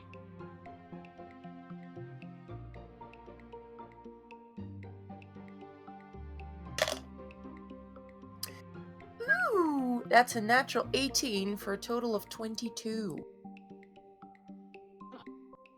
Nothing too shabby. All right. As you ask this question, the ledger is picked back up by Tyrano, and he holds it in front of his chest as he takes a good look at you. At which moment, seemingly coming from nowhere, the herbs and grass seem to just start to grow naturally behind your feet edge, as it seems to like accentuate the beautiful, lively essence that you carry with you. And Tyrano, as seeing this, he just says, "Well, I have no idea how you are, but are you trying to do some good against this disease?" We are trying to eradicate it as best we can. Well, why? Okay, that elemental spark will be kept there. It's gonna have to travel like through the city because I'm Yeah. carrying the artifact again. So I that's mean, hilarious. It will be happening though. It will be happening as like the herbs and the grass that have been growing from like the floor. As soon as Tyrano seemingly wants to converse with you, all the herbs and grass burst into flame. The flames bolt together, and then the small bolt of flame just exits through the door. Thanks, Ignore man. that. Already done. To get back on topic. I'm sorry. So weird. To get back Okay. on topic for a moment. You said that you wanted to try and do something against this disease. It is killing innocent people and driving them mad. And who exactly is asking me this?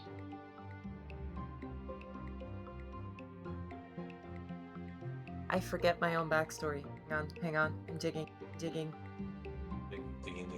I am a protector of the lost.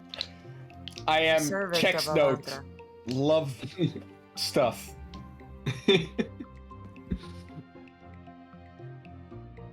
A follower of Avrandra, you say?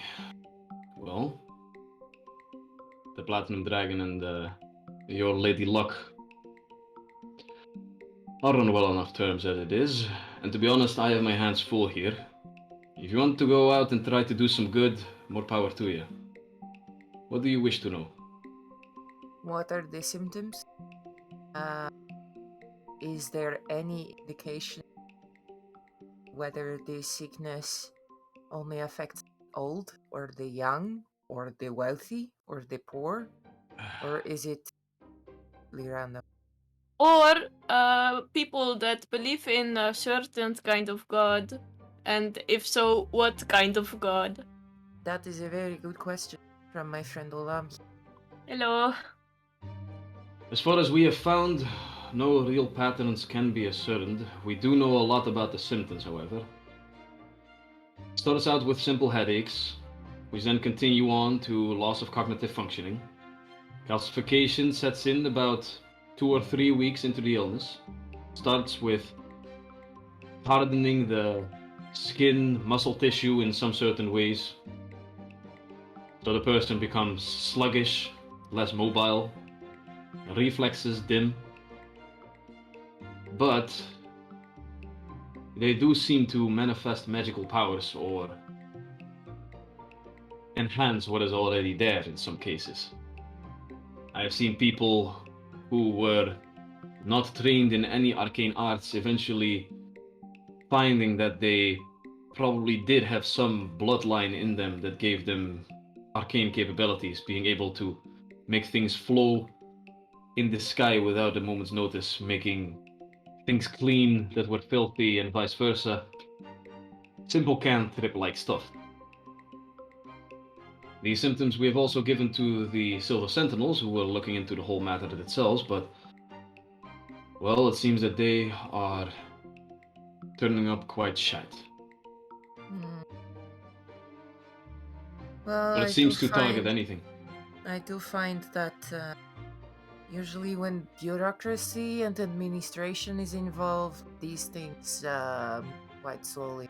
So I prefer to work out. Yeah, tell me about it.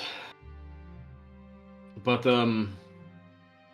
I don't know what more to tell you, to be honest. I have had young people, old people, all different races, all different kinds. It doesn't seem to really work on a biological stance, if you catch my drift. For now, we still only have a couple of cases that come in, I'd say, one every day or so, give or take. But the fact that the amount is not reducing does mean that it is here to stay if we do not act in some certain way. It's also not increasing though, just a steady flow of people. Have there been more than one cases of the same disease within one family? Does it seem to not be contagious in a way? Well, there has been one case. Here in the slums, a group of 3 people that live together, family known as the Havel family.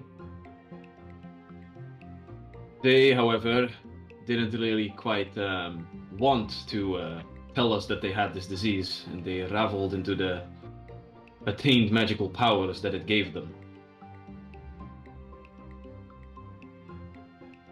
Weird stuff. Their building itself actually had like a crystal growing out of the ground itself when we found them. But at that point, the bodies themselves had also succumbed to calcification. And the house of the family Havo, is it, would I be able to investigate it? Has it been closed off? Well, let's put it like this. The slums here are already a cesspool of disease and filth. If we would not burn such a building to the ground after we found it, even if it wasn't contagious, hysteria would surely do more harm than the disease ever could. I'm afraid that we had to, well, put the entire building down. Understandable. After a couple of months, people will forget what actually happened there, and some new souls will build a nice little house there. I'm certain of it, but no, I'm sorry. That's pretty dark.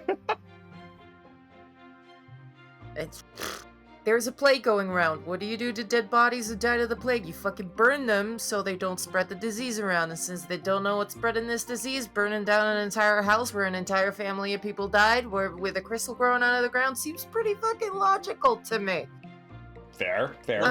You know that people like followers of Bahamut are very much people of action. There are very, very few places of worship to Bahamut, and all of them are very practical, so to speak. Punch first, ask questions while punching. Yeah, but they are very lawful good. Like they are justice and stuff. So. Mr. Goldfish, before I leave you, thank you so much for this information. Is there somebody here in the establishment who has the access to a sending spell? Many of me and my colleagues do. Oh, How you- come? Would you be so kind the next time somebody with the crystal symptoms comes in to send me a message? Look. The hospices do run on charity work. A sending spell costs as much as tens of gold pieces, if not more. I'm sorry, I can give you this information, but I can't just be casting spells on you. We need these spells to aid the people that are sick already. Fair. but do you have a list of everyone that was here and had the disease? We do, but if I would give that out, that would be a very, very big problem for me. Patient confidentiality. Yeah, A there's lot like of people come to these hospices not wanting to be known. We keep records for our own sake, not for others. Yeah, the European Union recently started the GDPR, which is the General Protection of Data something. So, you know, we can't just do that. Oh I my mean, god, I had to Grimboy! ask. It's Of Grimboy! course, Olam, you're doing so good. I'm proud of you. Charlie shit. is making it political. That was not Grimboy! what I was going for. Welcome back, Grimboy, to our beautiful, lovely stream. Hi, And thank you for Grimboy! Hey, 21 Grimboy, months. welcome back, What dude. up, bro? Yeah. Grimboy, if I can make it from fan to player, so can you. That's a long travel. Ah, Well, I mean, I'm cute, so that helps. good to have you back, my Australian friend. Hope things are good over there. Or, well, like, good-ish. Because I do think that Australia is still also having, like, lockdown things. Or at least, like, COVID is being a problem over there. Yeah, but it's an island, so it's a little easier to lock it down. DM, Annie. can I Yes. safely deduce from this that the people who are getting affected with this crystal disease have been or are in contact with a crystal? This is the first time that you actually heard someone else speak of these crystals that apparated. You seem to be the only ones that have actually seen the crystals grow, etc., etc. It could be that they have that everyone has been into contact with these crystals, but for example, Nissa No Name, the bard that you investigated the house, there was no actual crystal protrusions being found there whatsoever. Maybe not at her house, but maybe at Jenny Carpenter's. Could very well be, yeah. Okay, so I will just put a question mark next to that one. I turn to Alam. Do you have any questions? Because I think I have all the information that I need. No, I don't. I don't think. No. Right, then I turn to Tyranno and say thank you so much for your help and cooperation. What do we owe you for the healing? For the healing, nothing at all. The Hospices of Sentimian are a charity work. The anti-plague that you have there is what we can give you for to aid you against the disease. But other than that, again, we are a charity organization. Wait, if it doesn't cost anything, I do have a couple of wounds. Still, Look. is that free as well or not? Because Look. I can ask a friend, but if I'm already here. If you were able to walk in here, then it doesn't seem that you need to be healed by magical means, now does it? Well, it is kind of itchy. Oh my god, I love your She so scratches horrible. it, and like there's pus and blood coming out. She's like, "Oh yeah, it's all good." And there's like worms and. And Hey, they the could maggots walk give as the well, so.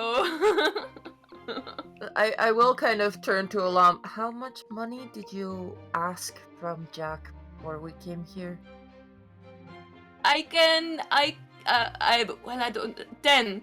I can give you 4 gold pieces. I don't know money, but Let's give him 5. I You're can doing give good 5. work here. 6? No, I like 5. you. I can give 6. Stop. What the fuck are you guys talking about? 6. I just take the money from Olam and I give him 5 gold pieces for the work you are Donations? doing here and to continue doing the great work. I am sure the people in the slums need you very much. The Platinum Dragon is very pleased. Thank you for this donation. Although this will not go to me, this will go to the church. Avandra bless you and keep you, my friend. Bahamut do you as well.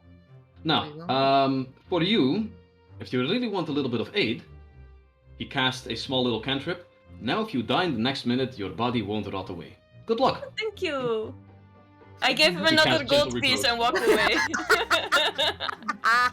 Somewhere, Tarusha's We've purse. just given like a year's worth of salary. Yeah, Like, Tarusha's you're purse poor. just starts shaking as if something horrible has happened. Yeah. somewhere in the world, Tarush is going, someone's overspending.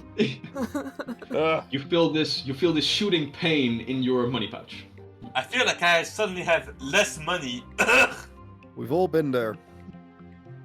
Alright, so as the two of you leave the Hospice of St. Timian and head back your merry way after a long wait but a fruitful conclusion, we pan At over least I'm to not going our- to die of a weird crystal glowing out of my A- head.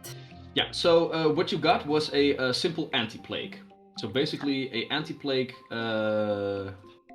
needs to be precise with this, so I'm gonna look it up for a moment. There we go.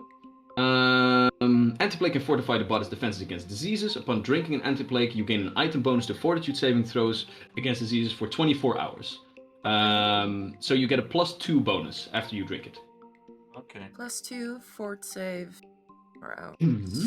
That did you already take it? Or No, before bed. Take it before bed. okay. Yeah, doesn't really matter. Was basically just a little bit of fluff, but you basically Yeah. just got a free anti-plague because you're deceased. No, Nice. but that's like a pretty nice bonus for next time we go into the sewers. Although, like at every morning, you need to make a save again for diseases because diseases work on daily basis. Yeah. So it's better to take it before you take a long rest, so you have the bonus when you have to make your save against it tomorrow. Yeah.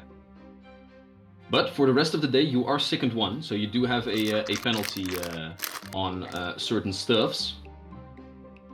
All right. Very familiar with this. So let's go for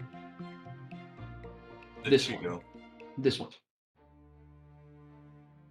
As we pan over to the other side of the city, or actually not really the other side, but inside the walls, we follow the adventures of Tarush, Jack, and Crowan as they head for... What is the first location that you guys would like to visit? I think it was the park where I could find Jane Carpenter. All right. Then. Easily done. You guys quickly make your way to the Southern STEM district with Southern STEM Park, the main large park area, large enough to keep multiple people. And here you can actually see that people are having exercises. You find that like people are running circles around the small lake in the middle. You find beautiful trees, also a little bit more exotic here and there than things that you would normally find in these locales. Beautiful, what did you call it? Weeping willow trees, like pressing the water. Beautiful lush trees and pines all around. Beautiful bushes, well-kept paths throughout it all.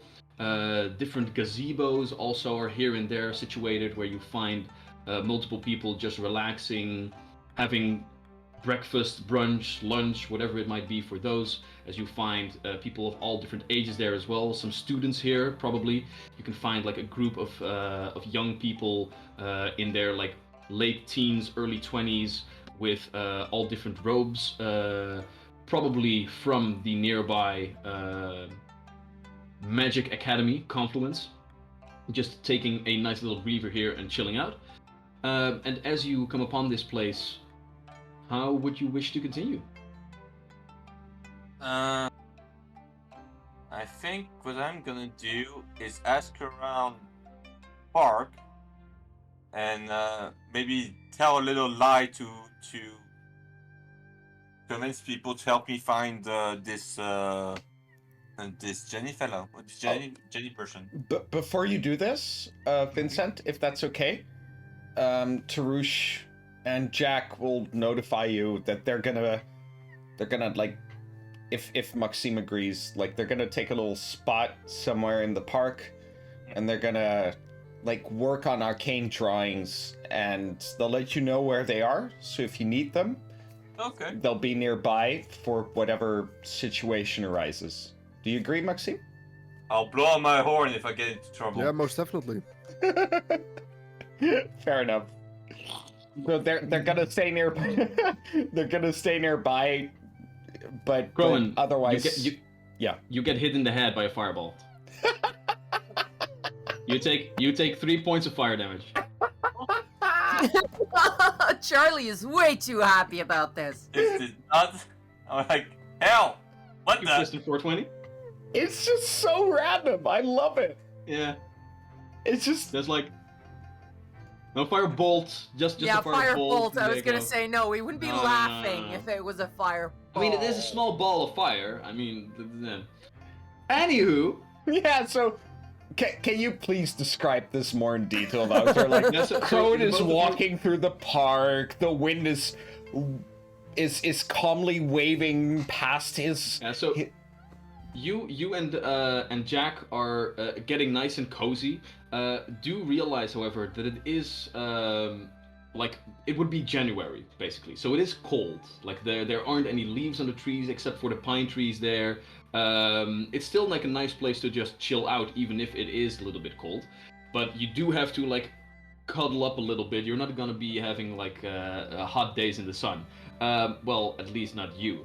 Because as you are seated there and Crowan takes a couple of steps, you can hear like from the distance this shrieking sound, like as it just comes in, and then this right against the back of the head. Crowan takes a couple of steps and as if someone threw like the worst rock ever against the back of his head. Well, they do call redheads kissed by fire, so it makes sense. You are now officially kissed by fire. Beautiful. Oh, God. Will we Crowan. finally have a character death by party by chat? Who knows? Not by chat, by one person. Yeah, one person. Doing his very Alright. best. However, as this has transpired and you take it on your shoulder as you do, Crone, you begin to walk forward further into Southern Stem Park. You wish to do what? I'm gonna say that I'm looking for Jenny Carpenter, and somebody asks why. I'm just gonna say that I'm looking for someone to teach my daughter how to sing. All right. In that case, go ahead and make me a deception check, please. Yeah, So I'm just not begin very to walk good at around. deception, man. Yep, the back. Yeah. Guys rolled away from me. A 12. 12? Alright. As you begin to walk around a little bit, eventually you do like gaze over your shoulder back at your friends, and they are now you still know where they are, but you can't really see them anymore as you are a couple of 100 feet away from them. You just begin to walk around. Eventually you stumble upon a couple of students who are like while walking conversing about like different paragraphs in the books that they have, and you stop them for a moment. Excuse me. And as you ask the question, Yenny. Oh, you mean the Bard lady? Yeah. Yeah. Indeed. Right over there, all the way in the back, that's the gazebo that she mostly occupies with, mostly she's on her own, actually. She doesn't really have a posse, but a lot of people like her music, so, hell yeah, seems like a good teacher, if you're into that sort of stuff. Well, thanks a lot. Sure. And they continue on their way. Mm-hmm. Do you wish to check it out? Yeah, definitely. You take a couple of steps forward, and eventually you indeed find the gazebo, what it's all about.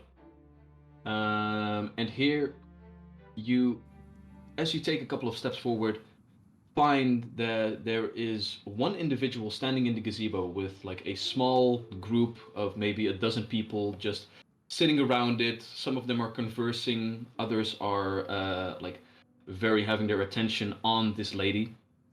And in this gazebo, you can see indeed what you assume to be Yenny Carpenter. She is a beautiful human woman. Two long blonde braids that drape almost until her ass, all the way down there. She's wearing a tight dress. Even now in this cold weather, the cold doesn't really seem to bother her. As while she is singing and making music, she is also like dancing around. You can see that she has a very, very nice, beautifully carved violin, painted in like an indigo hue, or perhaps even specialized wood that is used for it. But a very, very good and expensive instrument that she is using. And what you can also see is that the I don't know what it's called, but like the thing that she is actually using to pluck the strings of the violin, so to speak, is not like a normal thing. It is actually a long, thin piece of metal which has the string attached to it that is used to pull it from one side to the other, and it actually has a handle, as if she is using a sword to play the violin, a rapier, if you will. And as she is doing this, she has a wide smile, very like intense, colorful makeup in the same like dark blues and indigos that goes like all the way, like very big eye makeup, uh, nice, beautiful red lips. As she just begins to dart around and seemingly very into what she's doing, as she's just slowly humming and singing. Dum da da da da dum da da da dum. Dum da da da da dum da da da da dum da da dum da da da da da da da da da da. And she just continues there, doesn't really seem to notice your presence, but like the tunes, they do resonate with you.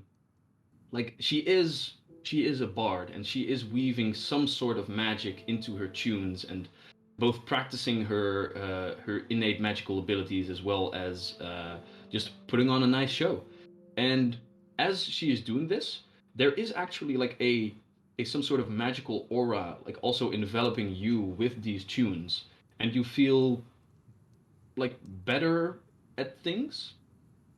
While you are listening to this music, you get a +1 bonus to basically every skill check that you do. Nice. Gonna need it.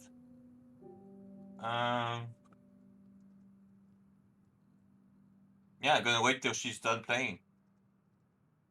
All right. So Space Raptor, it's called a bow. Nice. All right. So she is using a bow rapier, basically.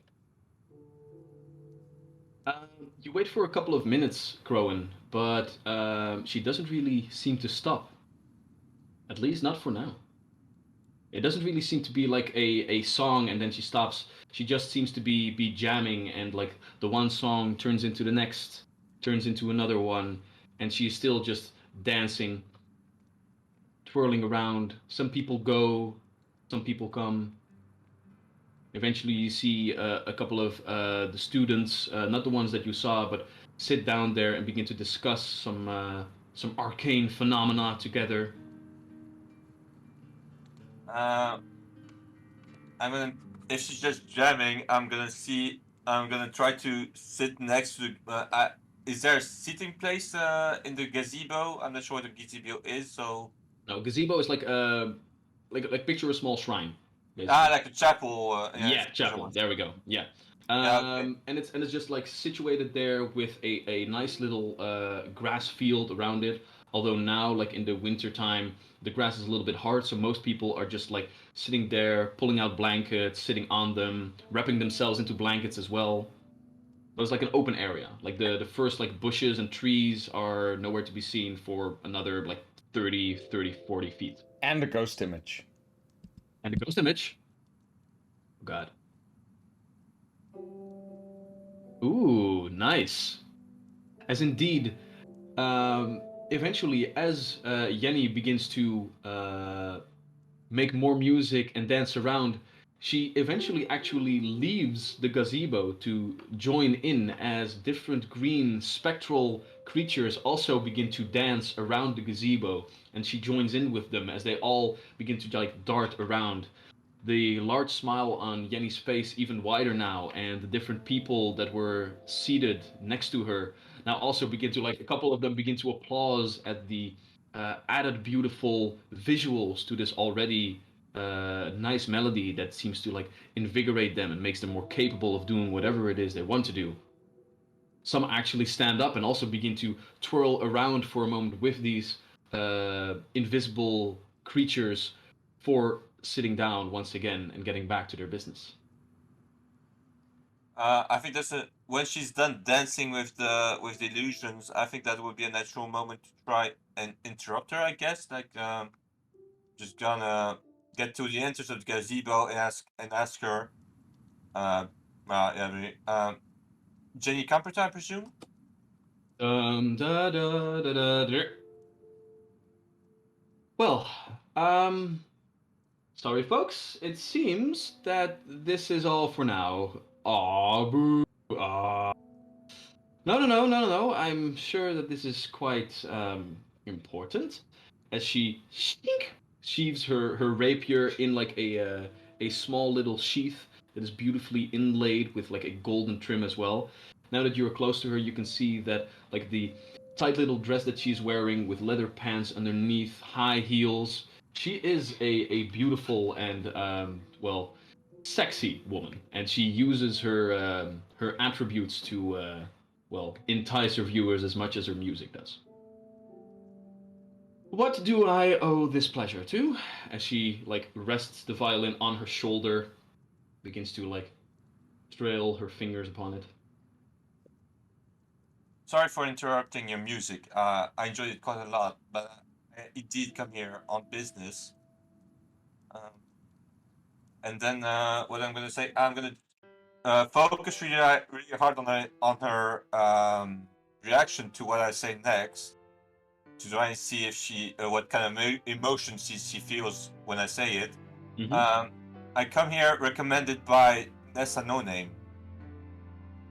Go ahead. All right, go ahead and make a perception check for me then. Do I get the +1?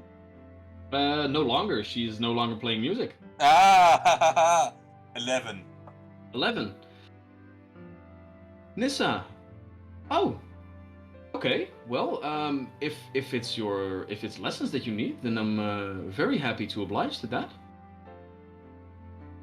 She seems elated at hearing the name, like, oh, hey, nice, new connection, new business. Like she was irritated when you stepped up to her, like, ah, come on, I was like in the groove, bitch. But now she just seems elated, like the violin also leaves her shoulder now, and she's just holding it to the side. Are you the one that was wanting violin lessons? Yes, but I'm not sure if I'm very good at it. I hope I'll be a good student, but I was just wondering, do you have a lot of beginners as well? Oh well, I have many different. Well, I don't really play classes, but I do like plan that I am here in the park with like multiple people, and you are very very much free to join us. I do have a group of beginners. I think not today, but tomorrow I have a new group of beginners. Well, not a real. Tomorrow at noon, right here, we will continue some beginners lessons. Do you have a personal violin though? I was waiting for a teacher before I purchased one because I figured he or she could recommend me a nice instrument. Well, to be honest, then I'm not gonna steal your money. Don't buy one yet. I have some second-hand ones that you could use, at least for the time being. And after that, it's very important that eventually, if you spend a lot of money on one of these beautiful creatures, that you spend the money on the right one. So I would rather have you try it out for a few days, see if it's something to your liking, and if so, then we can talk about what the right apparatus for the job might be for you. How does that sound? Have you heard from Nisa recently, by the way? Oh, no, but then again, she, perhaps she learned all that she needed. I believe that she actually was able to, make enough money with her music to afford a house here in the city. So I assume that she eventually just didn't need any more lessons. But I'm sorry, how do you, excuse me, how do you know Nissa? We met at the, what was it called? The water... The lake house? The lake house, yeah. The lake. We met at a lake house, and Go ahead and, yeah. Go ahead and make a deception check. 21. 21. Don't face poker. Go. Right. Yeah, that was one of the places that she frequented, I believe. Right. Yes. Alright. Although I did hear that she got sick, and again I tried to see in the reactions if she knows anything about it. Sick. Oh, is that so? Go ahead and make another perception check. In between, as Tarush and Jack are kind of sitting, they've kind of, I think at this point they've tried and blend into the crowd. So they're just keeping an eye on the moment when to interject if necessary. I just want to make sure that's possible. Sorry, Tarush and Jack, you followed Crowan? Yeah, so we kind of stayed in the park. We stayed near wherever Crowan is going. Ah, okay. So at this point, if he's talking to the artist or to the musician, we've kind of tried to sit with the crowd and just keeping an eye on things. So if necessary, we want to be able to interject or cause chaos or cast a fireball. I don't know. Yeah. Wow. Then for the sake of this, for both of you, go ahead and roll either a stealth or a deception check as you sneakily try to blend in with the rest of the people that are still sitting here. That's a deception for Tarush. Oh, 17 plus 6 is 23. Bitches! 23, nothing too shabby. An 11. And an 11. God damn it! Balance has returned to the world. Alright, but with that, both of you are seated. You do see that Yenny for a moment does because you guys are walking somewhere in her view, she just turns towards you. She does realize that you are there, but doesn't give you another moment's notice as she continues the conversation with Crowan. And what was your perception check, Crowan? 24. 24. I will send you a message. Ooh. Oh my god. Oh my god. On Roll20? No, I'm going to send it on you via WhatsApp, if that's okay. Oh. Okay. Taking my phone.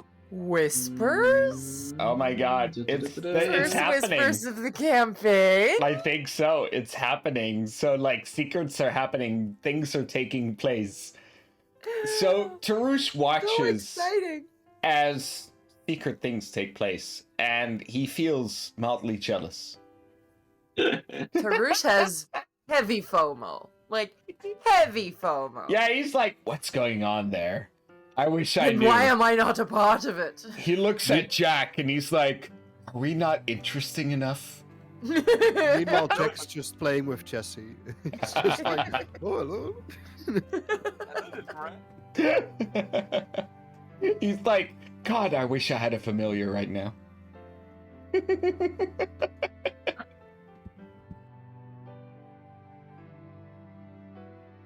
No, I heard no such thing. Is that the reason that she didn't come to any more lessons? How is she doing? Is she okay? I'm not sure. I don't remember where she lived though, so maybe we should check on sometime. But yeah, she did seem to have it quite bad. Dear. Well, I can give you her address if you want to check up on her. Here, let me just. And she gets a small piece of paper on it and writes down an address and hands it to you. I think that's where she lived together with some other people that wanted to make it big here in Farwater. But you can be sure that I think I'm gonna check on her as well, because I'm not gonna say that we were close, but I don't know. You know, my bardic magics can also do something to aid certain people. Who knows? Perhaps I can help her. Do I think she means that? Like, is she pretending not to know she's dead, or she First, go ahead and make another deception check. I think she's Okay. lying hard. Deception is 18. 18. All right. And then you can go ahead and make a perception check. Is she lying? 18 again. Hard to say.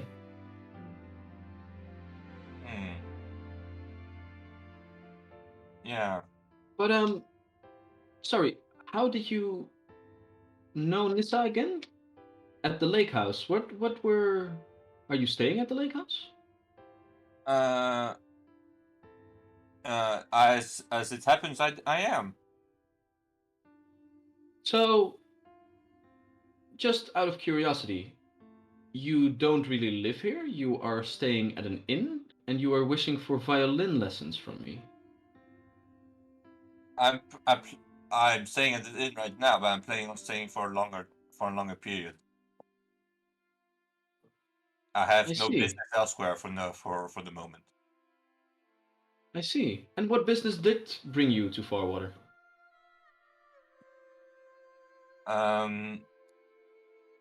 Well, it's a long story, but I'm in a dispute about heritage. How?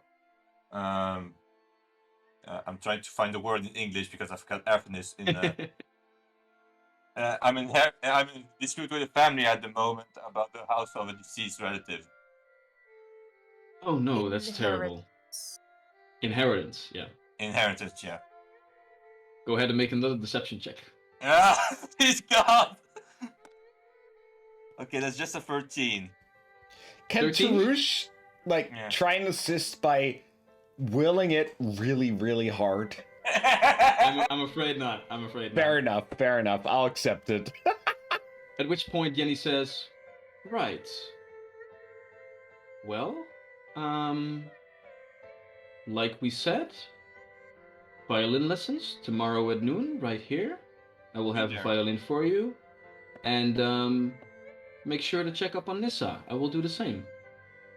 Okay, she does not believe me. Something tells me she does not believe me at all. Right. Is there anything else that I can do for you? No, that's about it. Very well. See you here tomorrow then. Alright, thanks a lot, Jenny, right? Jenny, indeed. Yeah. Right. Ladies, gentlemen, the show, shing, goes on. And she goes back at it.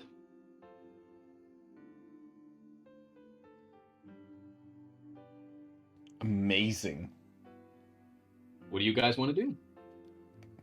Are you guys gonna head back to the lake house? Do you wish to murder her? Do you wish to anything in between? I mean, the thing is, we didn't really account for this in character, but out of character, what I'm thinking, right? I'm just spitballing here.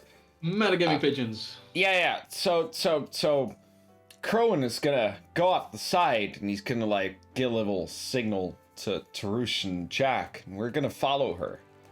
Yeah, that's what I'm thinking. Yeah. Right?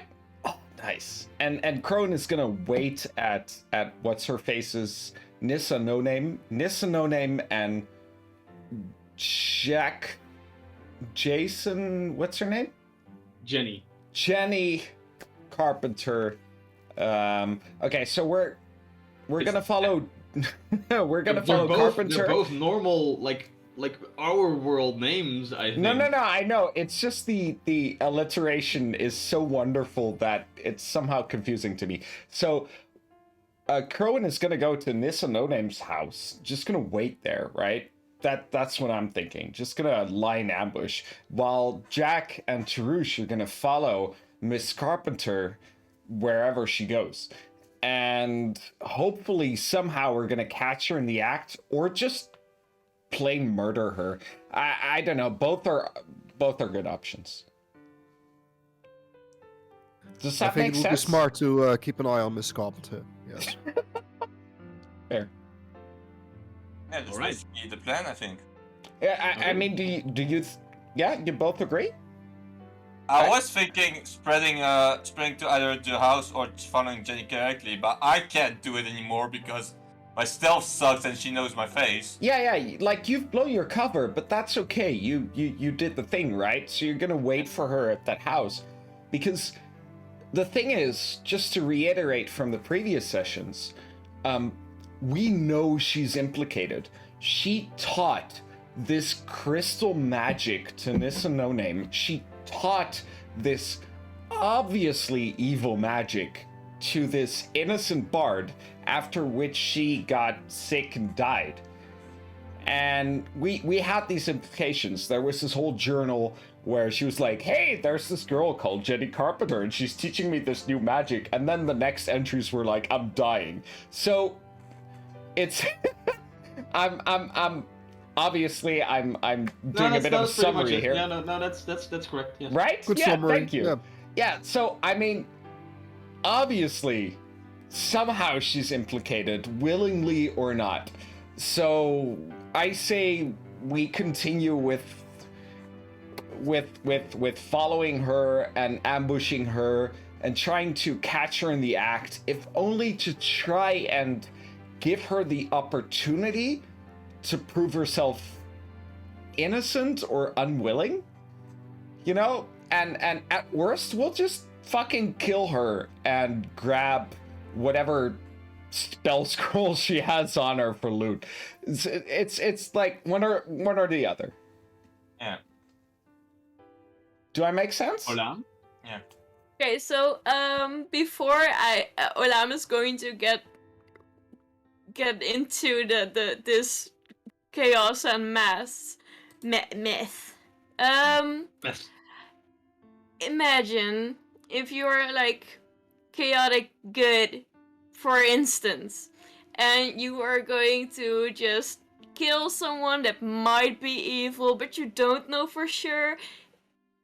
Is that like not good? I mean, I mean- that's kind of bad.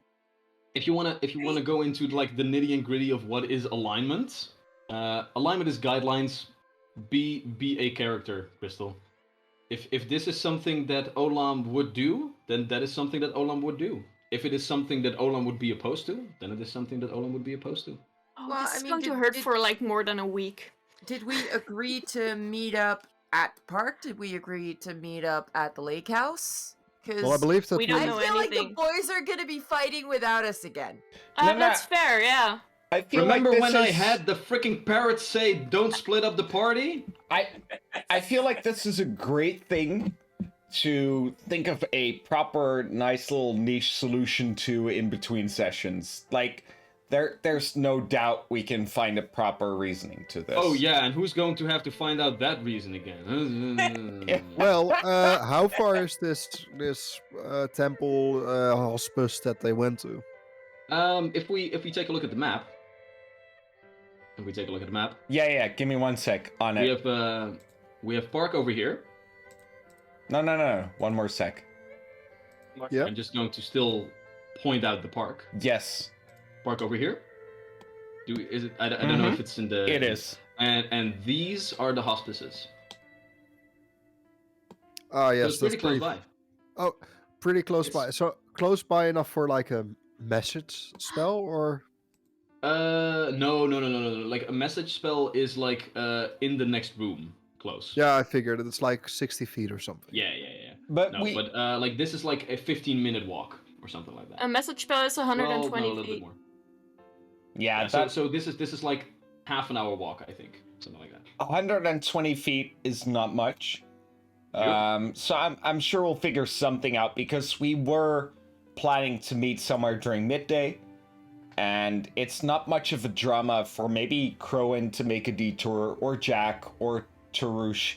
Like, either way, we have 3 people to cover 2 things. So there's one person to be able to arrange for the rest of us to get involved. I would say that either Jack or Tarush takes off. Yeah. It would make sense that Jack does it because Jack and Terush are 2 people. I'm just one. Yeah. And if I'm going to the house, I cannot split myself. So, yeah. Okay, that makes sense. So Jack, yeah. you were going to get the rest of the party, basically. Yeah, I'm gonna do a roundup call. Y'all, Yo! y'all come here.